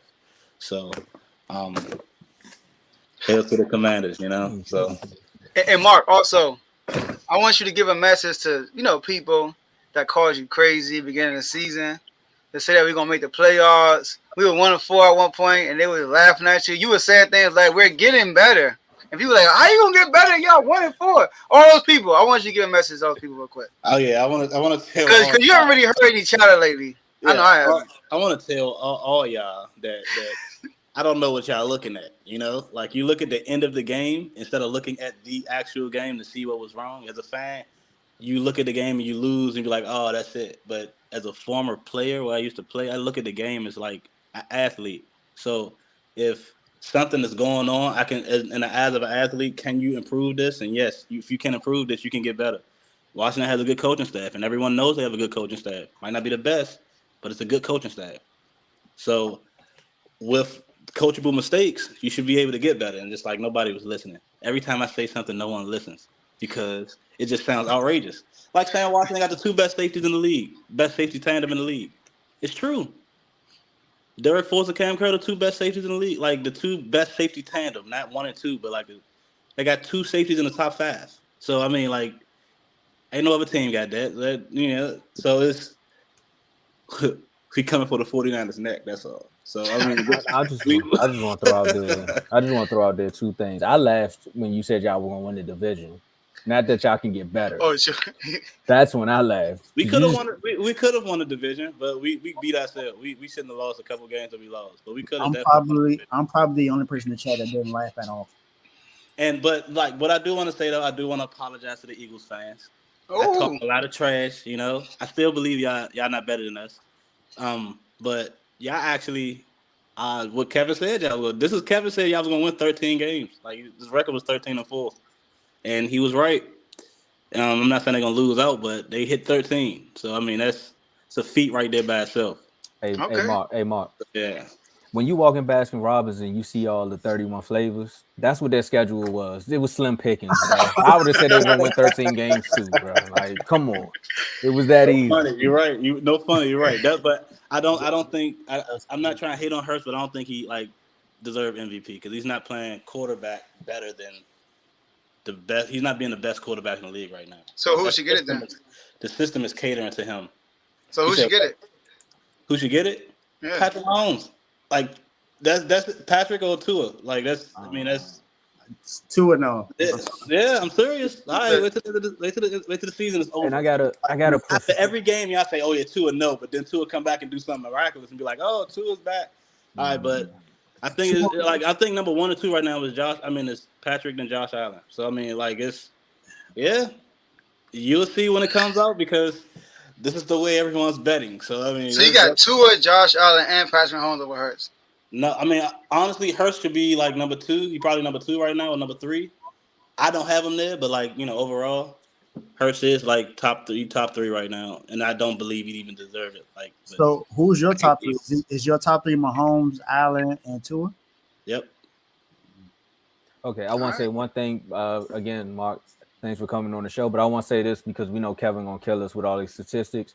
We can't say that it's a system thing with Hurts because he had 99 offensive coordinators, and this is finally the year where he had the coordinator back to back. So I just want to throw that out there, guys, to save us all some memes. No, I'll give it to Hurts. It's only his second year Hurts a black quarterback, so I don't want him to do bad anyway. But, yeah, but he will throw it out there. He'll find it. Yeah, the Eagles will find something like Hurts has been in the league since Brady was born. It's crazy how they find stats, man. I'm just saving us all. I will say this. I know it's not an Eagles session, but he has played for it to be his second year. He has played well. For a sophomore season, is usually you expect a sophomore slump. He played good enough not to lose. There we go.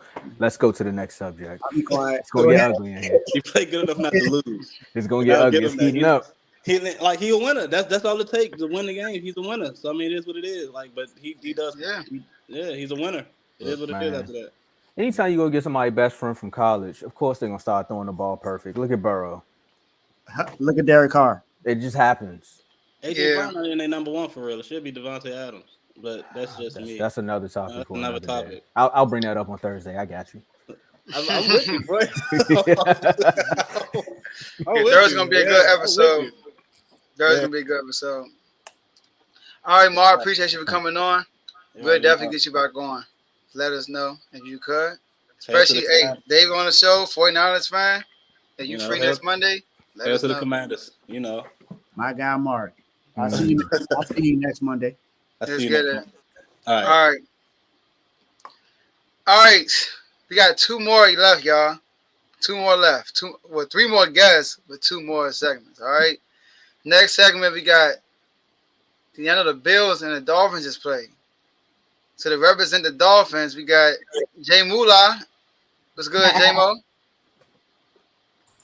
What's going on, fam? How y'all doing? What's up, man? What's up, sir? Good. You see what time it Man, is. can't repping. Look, you got the penguin in the back. I know. And they represent the. Hey, my guy, he been helping me out my fantasy, so hey, that's my guy. Hey, I'm glad we can help. You know what I'm saying? Appreciate it. Now's not the time to bring that up, man. Not the time. All right, and the representative Bills, we got Devin. What's good, Mr. Left Hand? Hey.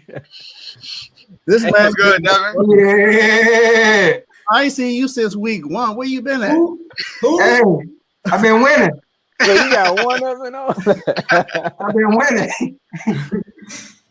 That's your right hand, too. Before we start, I just got to ask. So, Tomo, you really in the library? And Dave, you at Stevie Wonder house with the grand piano back there? Man, you didn't know that? Man, Stevie I didn't know. Hey, I'm gonna tell you like this. He adopted me 3 years ago, so you know. Okay, I had to check. Hey, I'm gonna tell you like this. I had to go read a book after that loss. All right. So Dolphins in Miami played Saturday night. That's a primetime game. That was a good game too, like a lot of back and forth. But the Bills had Buffalo Wild fans. All right. Bills had won the game. Talk to me. So we're gonna have the winner go first. So Devin, talk to me about what happened. Can y'all hear me? Yep. All right, so for me, what happened? Oh, where I go? All right, my bad. All right. So for me, this is what I saw. The things I was glad to see. I don't know if y'all noticed, but my man Josh Allen getting everybody involved. In the first half, it wasn't the usual suspects doing the dirty work. We had Naheem Hines with a touchdown. We had Quentin Morris. Y'all probably know who that is. Never even heard of him, tight end. And then and then James Cook, who I'm trying to figure out how is that Dalvin Cook brother? Because he don't look like it. He don't play like Dalvin Cook. But you know, I'm just glad to see that it was other people getting involved. Now my man Dawson Knox is finally coming back into the fold. He's getting them involved, getting them back in the group, and we're gonna need them in the playoffs. Now the things that I don't like, I don't know if y'all seen, but we had Raheem Mostert looking like Derrick Henry. I was like, come on. Even the other back, Ahmad Salvon, he ran like 20-yard touchdown on us. Then this is the key thing right here. Micah Hyde missing is such a big thing. If y'all saw that touchdown Jalen Waddle had, that ain't happening. Even the one Tyreek Hill had. Both of the safeties just couldn't get over there in time. So that's going to be a big thing for us. But my man did say he might can come back. So look for him in the playoffs. If we go deep in the playoffs, he might can be back. Von Miller is going to hurt us missing Von Miller. Tua was back there eating chips and Doritos all day, just throwing the ball, making him look better than what I think he is, because I ain't trying to knock Tua. He having a great season, but Mark tripping if he think he should be MVP, because the system is catered to Tua too. I don't know what he's looking at, but the system is catered for Tua to be good. So I ain't no biggest Jalen Hurts fan either, but I ain't gonna knock him, man. I mean, what you supposed to want a good system around you, because Tom Brady had a system around him in New England, but wasn't nobody saying anything about him. But for me, I'm gonna get back on top. With my top 3 MVP, I got probably Mahomes first, just because he is playing quarterback the best. Jalen Hurts, then Joe Burrow. I don't know why people not put him in the top 3, but that's the top 3 right there. But as far as with Miami, I really think they lost the game because, like you said, Joe, like I don't know what's up with their run defense or this their defense in general. On paper, they got the people, but I don't know. They be getting. We were doing whatever we wanted, and then that controversial call with the.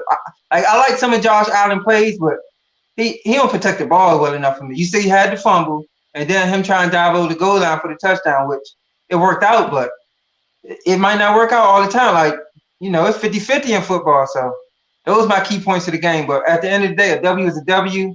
Our schedule kind of, not too tough, but we got the Bears, we got the Bengals, which is going to be our toughest test, and we got the Patriots after that. So, I'm feeling pretty good about us going into the playoffs. Everybody getting involved. We just got to get the defense healthy, and we'll be all right. Get it. J-Mo?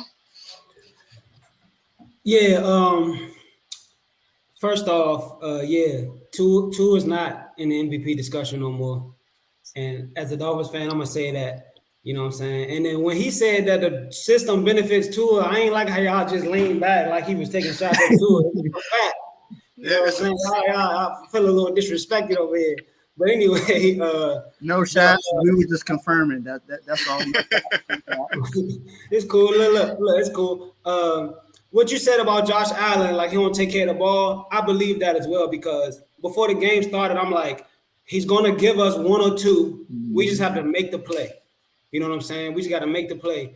And we did force a fumble, but Javon Holland dropped the interception in the beginning of the game, I think. So yeah, we didn't we don't force turnovers. I think we've only forced 14 or 13, 1 turnover per game all season. Like, we don't force a lot of turnovers. Our defense, we out of all the playoff teams, we give up the second most points per game. We didn't give up the second most points behind the Vikings.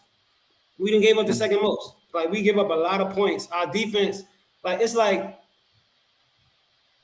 we don't get pressure on the quarterback consistently throughout the game. It's like our defense can't establish an identity for a whole game. You know what I'm saying? We'll look good for 2 possessions, and then 3 possessions in a row, we'll just get dogged.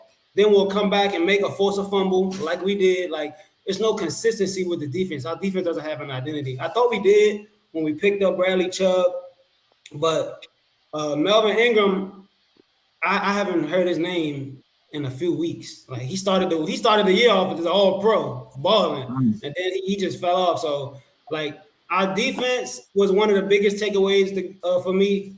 The third down play calling was a takeaway for me as well. I think it was too many times we was 3rd and 1 or 3rd and 2, and we're passing the ball. I didn't like that, especially the game that Mostert was having. Man, let me just say this: that 68-yard run, I thought when he stiff arm number 7, when he stiff arm because at the end, I thought he was about to give him a Derrick Henry stiff arm. I thought it was over after that. He looked like Thanos running the ball, bro. It was nothing stopping him when he was running the ball. I watched the replay and I'm like, maybe they trying to strip the ball. I'm like, no, they trying to tackle him. He really running through the. That one was. I've never seen most have a run like that. So that made me feel good. But the third down play calling, like I said, I didn't really like it that much. I didn't like how we was throwing the ball on first down, don't get any yards. Now it's 2nd and 10, so now we want to run the ball. Don't run the ball on 2nd and 10 because we get stuck. Now it's 3rd and 10 or 3rd and 12 or 3rd and 11, and I don't like that. Like, we're going to run the ball, do it on first down, and get some yards or not get some yards because you don't want to run on 2nd and long, especially with our run game that's not I know we having a good game, but we're not known for our run game.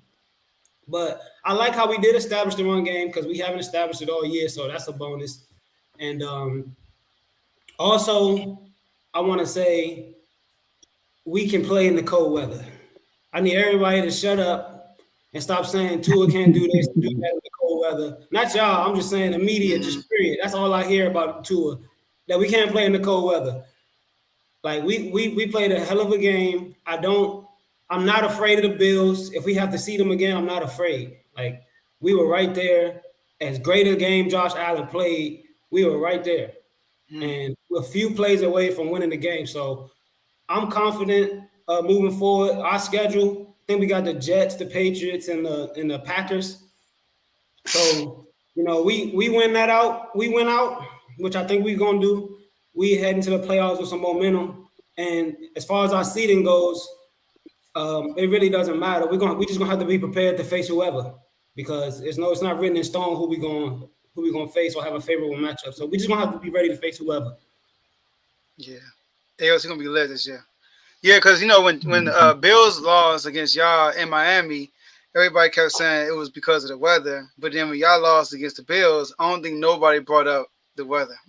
All right, so that's crazy. But Devin, let me talk to you. So, how come right now y'all number 1 seed? Y'all got a game over the Chiefs, right?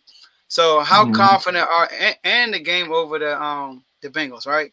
How confident are you of y'all finishing the season off with the number 1 seed?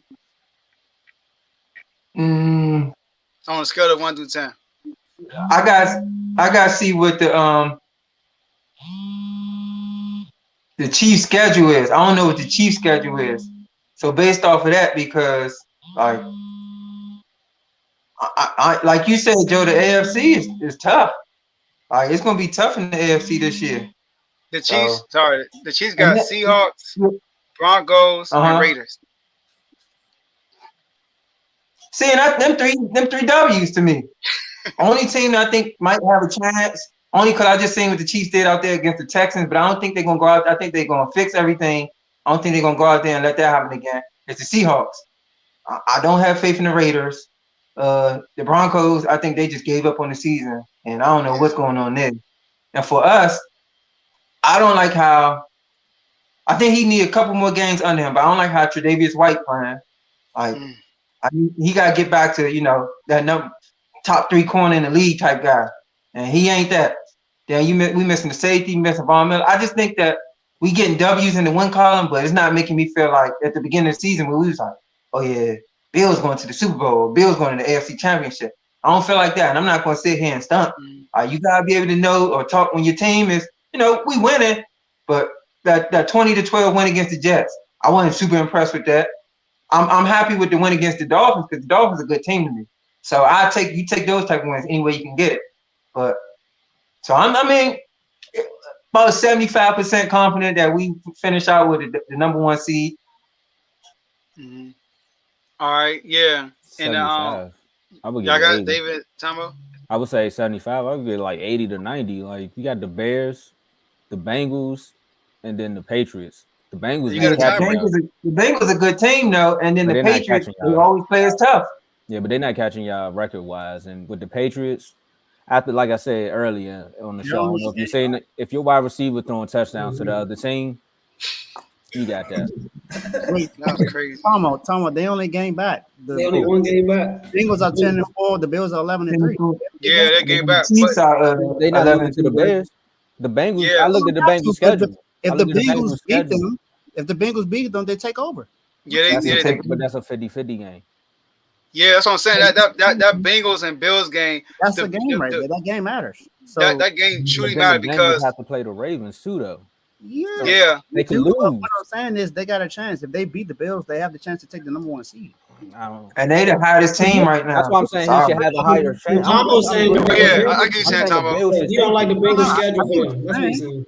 Yeah, because the Bengals got Patriots, Bills, and Ravens. I get what you're saying. So you're right, but what I'm saying is it's not like the reason why I said something is because you said you don't think they can catch up to them. They only a game back.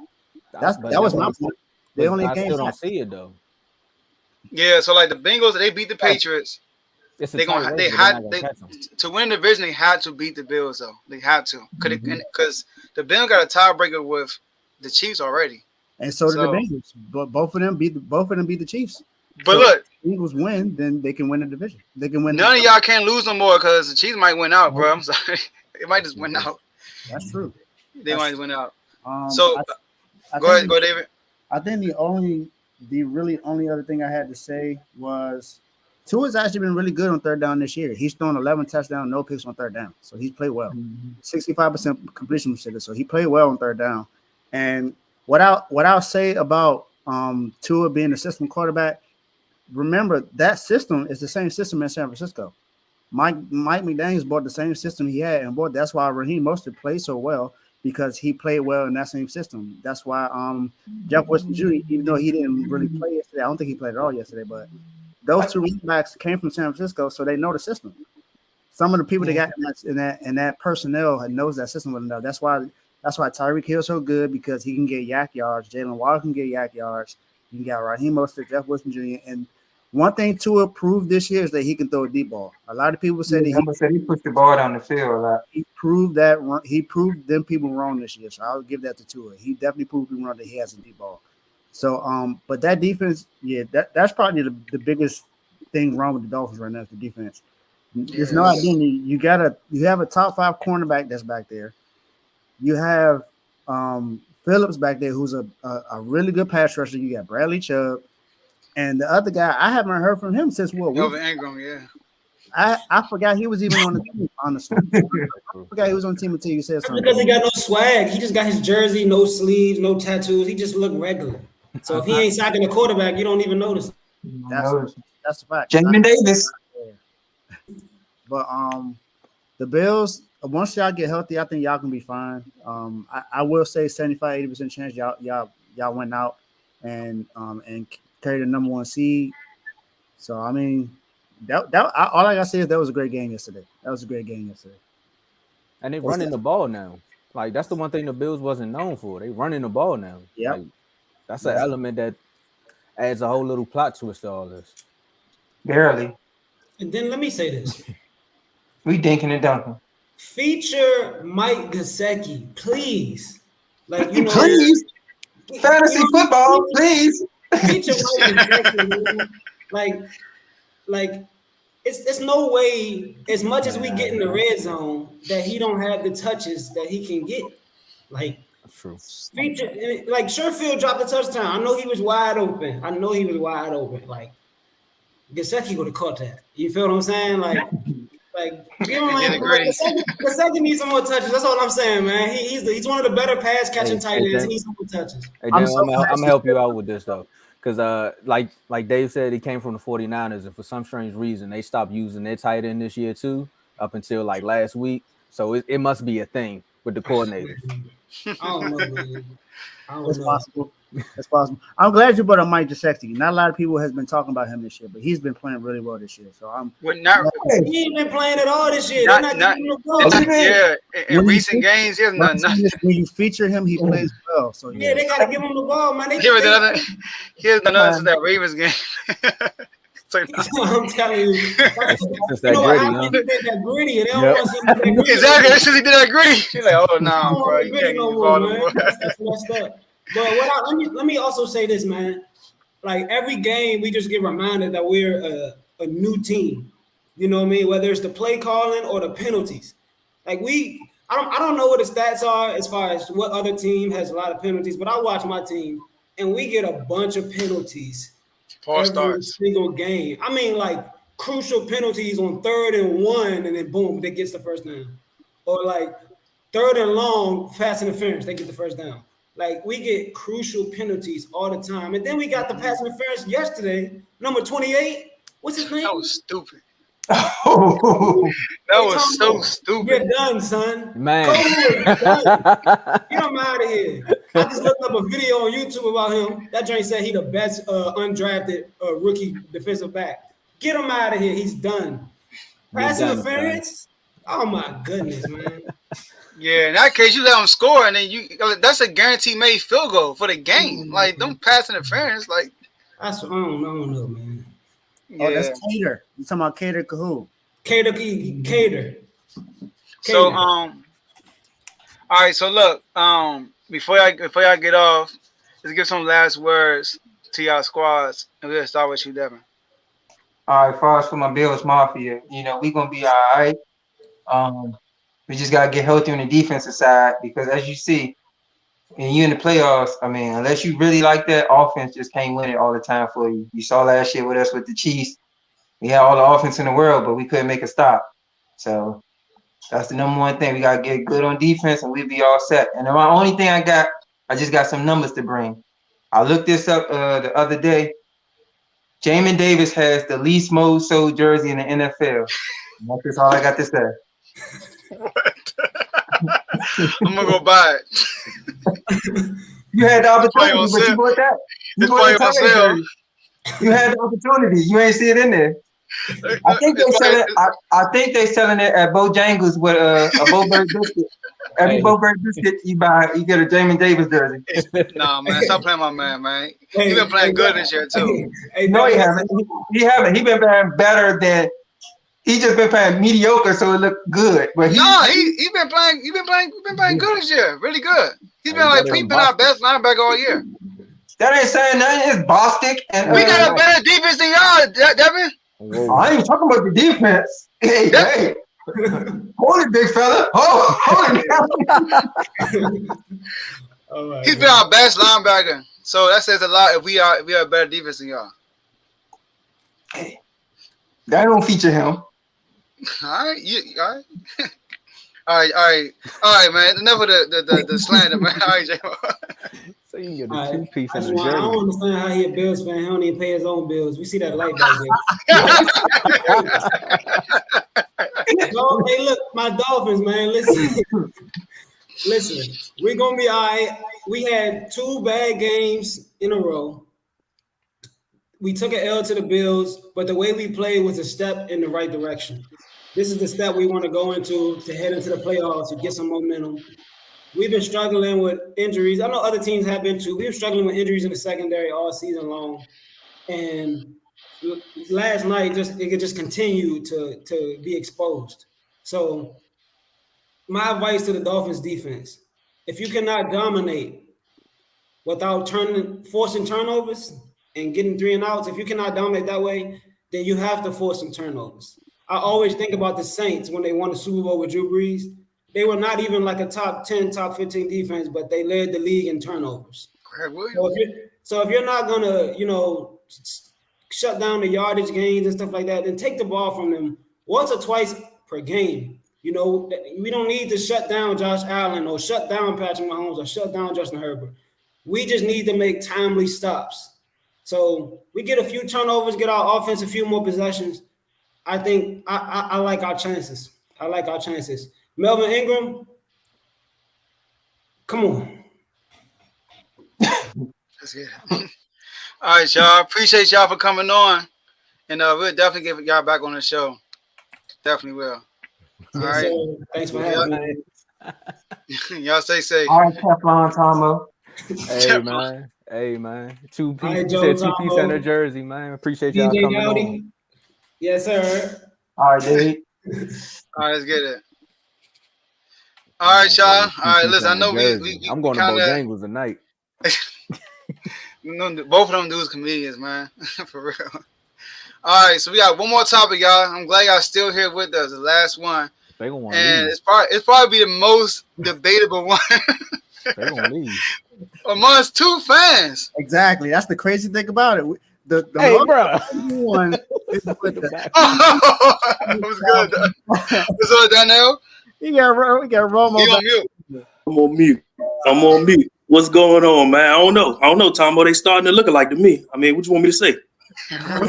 What's up, Word? What's up, Word? What's going on, David? All right. We supposed to be brothers, man. Y'all supposed to be Yeah. fighting like this, man. This is We ain't crazy. supposed to be fighting like this, but this is what family do. Hey, that's true though. And there you go. You starting already. But look though, here's a good thing about y'all. Y'all keep it real. Y'all don't fluff it because y'all are fans of the same team. You got to, man. You got to. So yeah, so Donnell, you see the title, right? The title is "Do More or Do Less." So talk to us about that game yesterday, please. Man, before I even talk about the game, I just want all Cowboy fans to know I'm starting a petition. We getting Kellen Moore out of there. He gotta go. He got to go, man. He gotta go. But to touch on the game yesterday,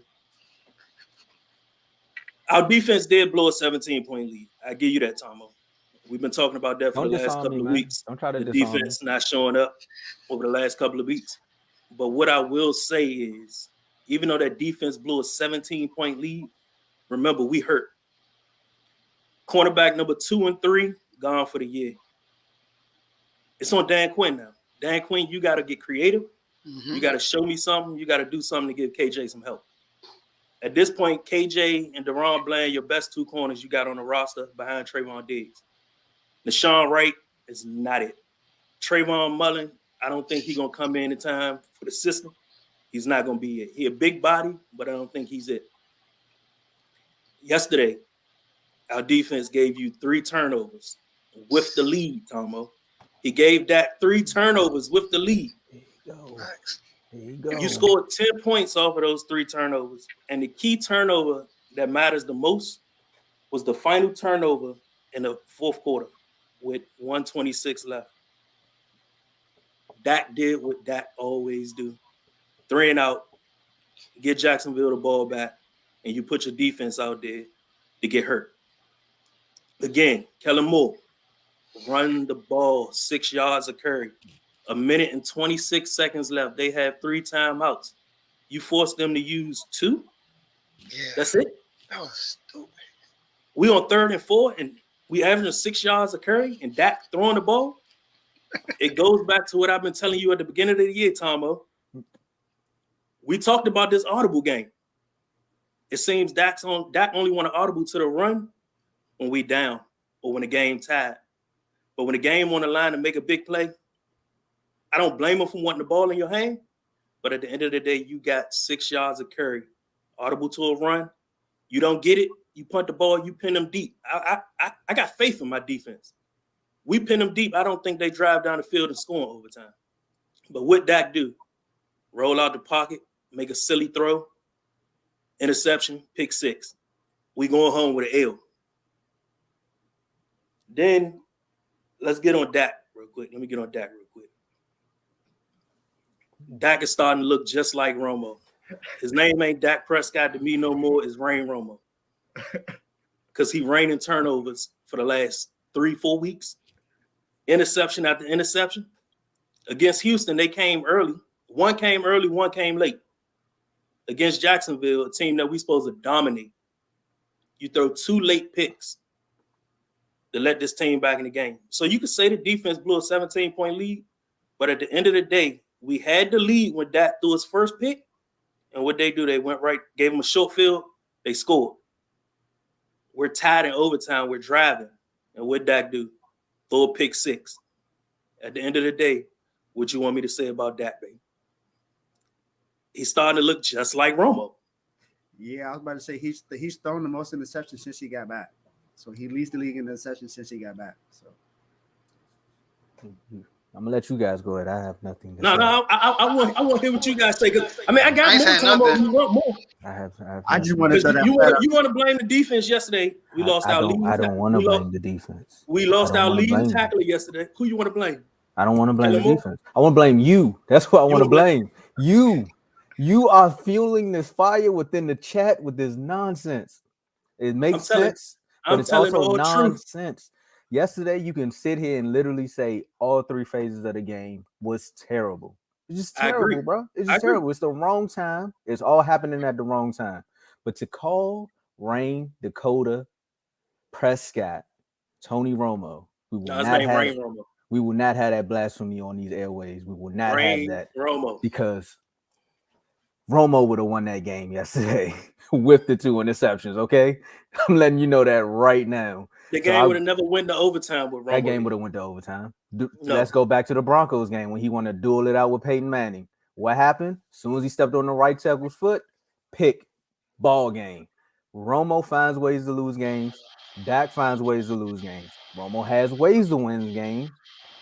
Dak has ways to win games. He did it against the Texans. We're not going to talk too much about the Texans game because no one wants to talk about how Patrick Mahomes went into overtime with that same team. But hey, let Dak do it. It's the worst thing ever. The Texans won 12 and 8. It ain't even Dak. Let's let Dallas do it. And it's not an ugly win. It's not a gut win. It ain't a gut. It's none of that. It's no Dallas is who we thought they were. Exactly. And Dallas. But back to your point. When you say Romo would have lost that game yesterday, I don't agree. No, I say Romo would have won that game. Hey, can I say something real quick, y'all? Not in overtime. I think he'd have won it in regulation. He probably would have. I'll give you that. Yeah, because you don't give Romo 3 turnovers and think he's going to lose a game. No, I'll tell you one more. I'll do you one better. Go ahead, Joe. I'll let you get your thought off. real quick, I want to say this for all that's watching it, right? For all that's watching, take notes. These are two true fans. Donnell came on here and beat up Dak. Tomo defended Dak. He insulted Dak. He tried to assault Dak by comparing him to Romo.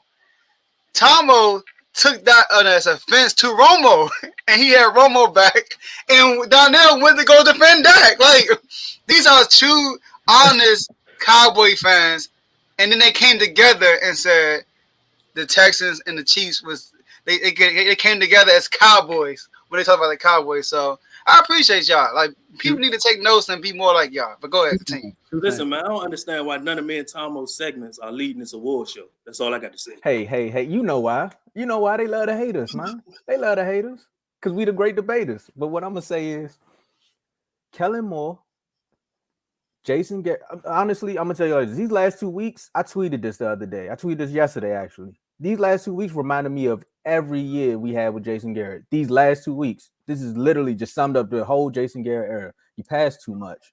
You, like you said, you depend on the offense too much. Your defense not showing up when they're supposed to, because now the defense is actually slightly good, but they're not showing up anymore. Again, we have injuries, just like the Jason Garrett era. Lee was always hurt. One of our pass rushers was either always hurt. DeMarcus Ware, i.e. why we got him out of here. To put it all on Dak is where me and you butt heads, because it's insane. I agree with you that when you get to the line of scrimmage, hey, man, if it looked like you can run the ball at 10 yards a clip, hand it off, boom. But if I just did this last week and I'm throwing an out route to Noah Brown, who literally caught the same crazy pass early in the game, I'm trusting him to do the same thing. If it bounces off his forearm and falls in somebody's hands, that's just luck. It just happens, man. It's a bad pass. It just happens. It's a bad pass. He threw the same pass early in the game. You threw the same pass in a different circumstance. The play wasn't ran. The play wasn't ran the same. He threw it behind Noah Brown. You see, and this is why Dez Bryant got cut, because y'all told rookie Dak to throw the ball to the person that's open, and when y'all told him to stop, they said stop doing that and throw it to Dez because we don't pay him all this money for you not to throw him the ball. He finally is like, okay, I'm gonna trust my wide receiver. He never threw Noah Brown the ball before until last week. You seen that against Tampa Bay. You're like, I'm not throwing the ball to him. It's Noah Brown. Come I'd on, rather throw it to Gallup. I've been saying it all year. You can go back to the chat. You can read the receipts. Noah Brown deserves playtime. Not after yesterday, Mr. Yes, Forearm. after yesterday. He should have caught that. Yes, after yesterday. He even got on Instagram and said he should have caught it. He said, that's on me, y'all. I All don't receivers want to see that. Man, all receivers gonna say that. Your hand Not touched if the you ball, might, not if you Zach Wilson. Zach Wilson said that ain't on me. Zach Wilson don't matter. He ain't a Cowboy, man. Go get the ball. Let's talk about two more things, man. Another thing that came out of this game, CeeDee Lamb. Come on now. Great. He's showing up. He's showing up. He's showing up. What you want me to say about it? He did. I just wanted to throw that out there for them other people. He did what he was supposed to do yesterday. But at the end of the day, Kellen Moore, man, he got to go. You right. This goes to Kellen Moore and Dak Prescott. Dak ain't got nothing to do with this. Dak has everything to do with it, and I keep telling you that. You get to the line of scrimmage. We on 3rd and 4 in overtime. We're driving.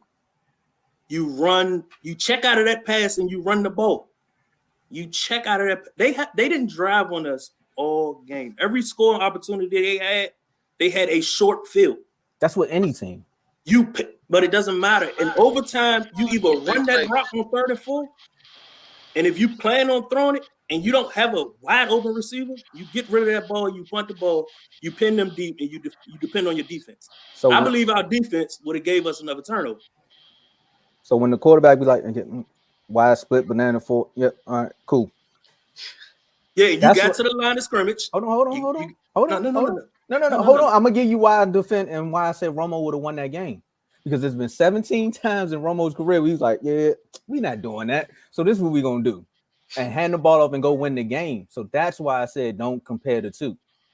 Because there's been plenty of times where we compare the two with Sean Garrett. Man. Come on, we compare the two with turnovers. Don't call them apple turnovers. And then I'm gonna tell you this: he turned the ball over this Saturday. Him and Kellen Moore, they on my hit list. Hey, I'm gonna tell you like I will be preaching. I will be preaching for a new offensive coordinator, and I'm signing another petition. I'm starting another petition. Well, We're we're gonna drop him. going to get Romo out the press box. What, to be an Let's see what he offensive can do with coordinator that or quarterback coach? Oh my Right, God. let's see what we can do. Let's see You what he talking can about do to with that offense. Hey. No, coach that offense. Matt, you say coach? To coach that offense. Okay. Oh. I thought you said play. Me too. I'll say Come next on, time man. y'all vote for Worm to come on here. Pay attention to the photo in the background. This was Dak's rookie year. I don't care what nobody say. This was the best year Dak played football as a team. That's true. But all I had to do was Zeke You too. forgetting two more elements though. Zeke in your offensive line. No, you forgetting two more elements. No, your offensive line was healthy, lad. Your offensive line was healthy yesterday. Who you missed? Turnstile? No, I'm not even talking about the line. I'm talking about his rookie year. You forgot. Zeke? Romo was a little salty that year. Mark Sanchez and John Kitna were in that quarterback room with Dak. Hey, that's true. When John Kitna was Dak's quarterback coach, I can pull you the clip. Nope, I can pull you the clip. And it has ran on national news. It ran on national news his whole rookie year. There was a moment where Dak threw a touchdown and they flashed over to the sideline and Romo said, "This is his team." I mean, come on now. So no. Don't give me the Romo was salty. He was, though. He was a little salty, man. He was a little salty, man. Come on, all vets are salty when they lose their team. But he gave that young man his props and he said, "It's his time. It's his team." Don't ever call him Rain Prescott. Nah, his name is Rain Romo until he stopped throwing interceptions, bro. I'm gonna drop the gavel here. Go ahead, Joe. Go ahead. I'm gonna drop the gavel. Don't drop the gavel. I want you to keep going. No, I'm gonna drop the gavel here. After yesterday, I started questioning my fandom. I'm gonna tell you like this, man. I went to the movies and I didn't even watch this game. And the fact that they lost, I wasn't even upset. I was more so ready to talk to you. I didn't care about the game. I was just ready to talk to you. I don't even care about the game no more. And Saturday or Sunday, whenever they play them Birds, I don't even care about that game no more. I don't care about it because we need to get so much stuff together on our end of the spectrum that the Eagles don't even matter at this point. We got too many injuries at the wrong time on the right side of the football. Yeah, I mean, at the end of the day, we lost our lead tackler on defense. We lost arguably our second and third best corners. We lost Michael Parsons. And I don't care what nobody say. You can say Michael Parsons is disappearing. That young man is hurt. He's playing through hella injuries. Well, he need to go back to linebacker and stop trying to chase a sack record. I mean, hey, that's Dan Quinn. Again, you got to get creative. You got to find ways to win a football game. You got to find ways to give Kevin Joseph help. Everybody knows we got Trayvon Diggs on one side. Yeah. Roll a safety over to Kevin Joseph. Look, until Campbell suit, leave us alone. Ain't nobody worried about no chunky suit. You might say Quincy Carter. They don't always comment. So look, we are way behind on time, but I do want to ask this question right here. All right. So Donnell, how do you feel? Y'all, like Tom said it, y'all got injuries at the wrong time. Right? Matter of fact, can I ask you this? Michael Parsons, talk to me about him. Like I feel like I don't hear his name as much in recent games. You can tell he playing hurt, man. He don't have that speed coming off the edge right now. I mean, he got a little bit of strength, but he's not really pushing tackles in the backfield as much as he used to. You can tell the season has took a toll on him. Him being the focal point of that defense has took a toll. It's time for all them guys on the line. In the beginning, when Michael Parsons was getting 2 sacks a game and everybody else was just eating on the line, it seemed like as he faded, everybody faded except for DeMarcus Lawrence. We're all them key players that was coming in fresh. They're not getting the sacks. They're not getting the tackles in the backfield like they were supposed to. That's Dak's fault. So again, now it's time to get creative. That's Dak's fault. Roll some coverages. I mean, even if you only blitz your front four, make sure your secondary is solid. Give KJ some help. That's Dak's fault. Nah, that ain't Dak's fault. That's Kellen Moore's fault. All right. Are you good, Tom? That's all I wanted to hear. He said it. I'm good. That's all I wanted to hear. I was waiting for you to come on here and defend Kellen Moore. But come on, I never defended Kellen Moore. You did last time. All y'all was on the same page. You did last time. You did last time. Last time I don't. I give him credit when he has a great game. He doesn't. Look, his credit score is negative 400 with me, okay? You can't give him no credit. He needs to go. Well, Donnell did say that Kellen Moore is sabotaging the coaching job. I've been saying this for the last. It's been happening for the last 6 years with Dallas. You look at certain aspects of our game and certain aspects of our season. In the beginning, everything goes well, but you always got that one coordinator, whether he defense or offense, he start losing his umph, and you say, "What's going on?" It's been Kellen Moore for the last 3 years, and now it's Dan Quinn with the defense. It's all because they up for head coaching jobs. Yeah. They won out. I want my system to look good for the next team, but I don't care what this team do at this moment. I don't think Dan Quinn want to leave. That's why he's trying to look bad. He like, I want to stay. Don't hire me. Kellen Moore, on the other hand, I don't care if anybody hires him. Like, please, just go. Just go. I'd rather Mike McCarthy call the plays at this point. No. What? No. Okay. All right. All right. So look, so Thursday, the big game for Eagles. We got Eagles and Cowboys. So Thursday we'll dedicate that day for that game. Two big games. I don't know why you keep talking about our game. Y'all play the 49ers. Yeah, we do. Yeah, we could blend that in. We could do that. We could dedicate that Thursday to them 2 games. Let's do that. Hey Joe, y'all crushing my late season prediction, man. What was your late season prediction? All 4 teams in the NFC East going to the playoffs. We good, Mark. We're gonna get it down there. Man, y'all getting ready to get punished by the 49ers. The 49ers about to bring y'all back down to earth. But listen to this. Who tied with us? The Seahawks, they got to play the Chiefs next week. And then you got the Lions. You know what I mean? The Lions, yeah, I get you on that. But we all got 7 wins right now, but we got that tie. That tie actually helps us for real. We got that tie. We have less losses than all of them. So we just gotta, like, even we lose to 49ers, we just gotta beat the Browns, and then that last game of the season, y'all don't care about that game. So don't worry, I care about it. They'll probably play the first half and bench our starters in the second half. I don't care if we bench our starters after the first drive. We still gonna win. And also, hey, Dino, you in here talking all crazy, bro. You better hope Jalen Hurts play, because all that mess you talk, I'm telling you, anybody that's named after tobacco, I don't believe it. All right, I like chewing tobacco. Get them out of here. I'm gonna tell you what I noticed about Philly. If the quarterback can't get out the pocket, they can't win. They can't win. I mean, you saw the one game they lost. Did he get out the pocket against us? No. You want to know what's scary about them? Let's talk about them for like 3 seconds. Then we all gotta go because we all gonna get in trouble. They faced a team that kind of plays the same offense as them, and you see how that game went because Fields was running all over them, and he got hurt. So when they little game winning, not game, like 8 minutes left, and they had a ball. Justin Fields got hurt. Yeah, but yeah, I mean, I agree. At the end of the day, Dak needs a quarterback coach in there, and we'll figure it out. But honestly, I'd rather Mike McCarthy call the plays at this point, bro, because at least he gonna run the ball. I give you that. Or Kellen Moore need to go up in the booth where somebody could smack him with the clipboard. I'm like, what are you doing, bro? We won. All right, Donnell. Let's give us some last words about your Cowboys for you. Hop off. To all my Cowboys fans, I got a number to a therapist, and he talked you off the ledge really well when it comes to Kellen Moore. If you're having Kellen Moore nightmares, just inbox me in the chat. I give you the number to the therapist. He'll talk you off the ledge. All right. Appreciate you, Donnell. We'll definitely get you back on this week, most likely. So stay safe, my guy. All right, man. All right, y'all. Listen, I'm glad y'all stuck with us, man. It's been a long show. All right.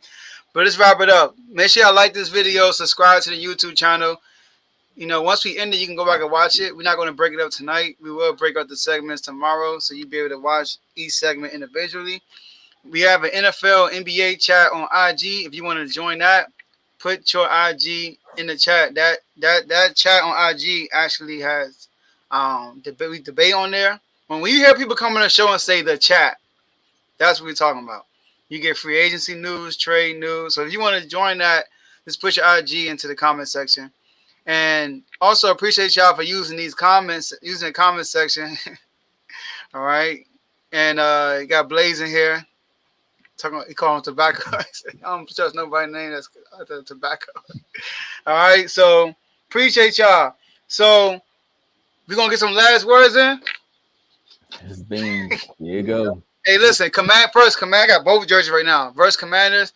Listen, Command the Bean. You wanted something, Tombo? Wow. All right. Listen, Should've said that. we lost yesterday, but look, I'm good with what we got. We still in the 7th seed. We have full control of our destiny. So we got to worry about the 49ers next week. We're not guaranteeing no wins. We're going to respect our opponents. Hopefully they respect us. All right? So we'll see you next week. But the Kings, we're on a win streak, baby. We came off a road trip, 500. You know, when you're 500 on the road, you're a playoff team. And the Lakers getting dealt with tonight. AD not playing, LeBron not playing, and Westbrook is out too, by the way. I got to put that in the chat. Westbrook not playing either. They're getting dealt with by the Suns. The Lakers would never catch us. But look, like the B, we got Charlotte tonight. We're 10 points favorites. I'm like, dang, y'all respect us. Y'all might be 10 points favorites over Charlotte. That's more than what Boston was over Orlando. That's respect. I appreciate it. Like the Bean. Go ahead, Dave. So I probably have had the most respect for the Commanders out of everyone in the chat. I'm probably the only one that hasn't pretty much laughed at them when they were down. So see, Mark got it. Mark just got to talk trash, man. He got to talk trash. That's what message y'all love does, because Mark be talking all right now. So I'm going to stay the same way I've been all year. Not too high, not too low. I'm happy about my defense. Defense is playing well. Brock Purdy has been playing nice. But we play against a better defense next week. And the Commanders, they did only allow 13 points to the Giants. So we got to do more on offense if we want to beat them. Defense, I know you're going to play well, but you know they have two good receivers over there, so watch out for that. Miami, you shocked me. You shocked me. 4-game win streak. So you play good. You play good. I think y'all don't like being in the doghouse. So I think what I'm gonna do from now on is continue to put you in the doghouse so you can get some wins. You still make some questionable stuff, and Duncan Robinson actually played well the other game. So I guess he heard me too. So look, coach, if we gonna pay him $90 million, give him some playing time. Let him play. He's out there to shoot. Put him out there to shoot. If we need a bucket, put him out there. Tyler Hero, there's nothing more I can really say about you. You playing at an all-star level right now. So you playing good, my guy. They can't say you just had 2 good seasons. You playing well good this year too. So I'm happy about that. Also, Joe didn't mention this, but we will be not now or anytime soon, but we will be having some baseball segments coming up soon. It is confirmed that I actually have someone that will be coming on who's also a Red Sox fan, just like myself. I'm actually a Red Sox fan because of him. So he'll be coming on. We have 2 other guys, Trent and Teddy. We're going to have them on for that as well. I think Darnell watches baseball too, if I'm not mistaken. Darnell, Carl knows about baseball as well. So we're going to have some baseball segments coming up. We didn't get a chance to talk about the World Series, but great job, Argentina, for yes. Messi played great. I told people Mbappe is not to be played with. He had a hat trick.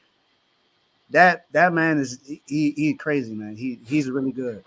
And it's gonna be funny in PSG because they on the same team at PSG, and Messi gonna walk in there with the triple. Hey, what's up?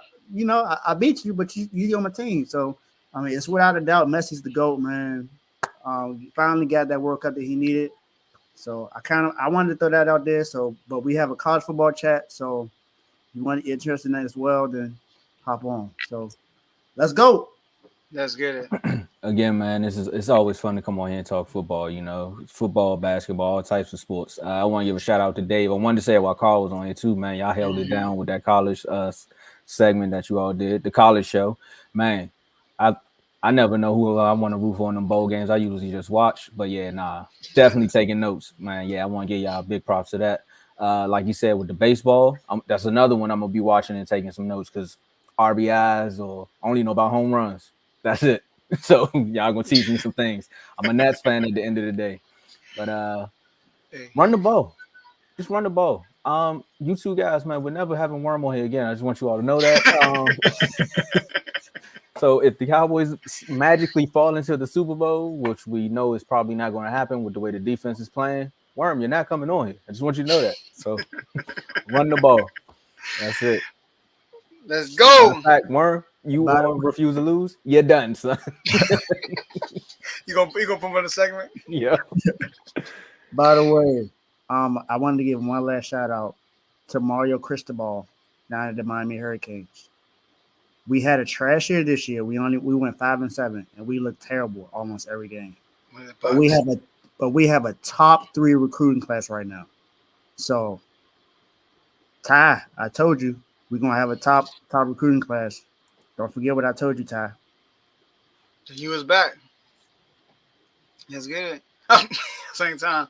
All right, y'all. That's all we got for y'all today, and we'll see y'all in the next episode.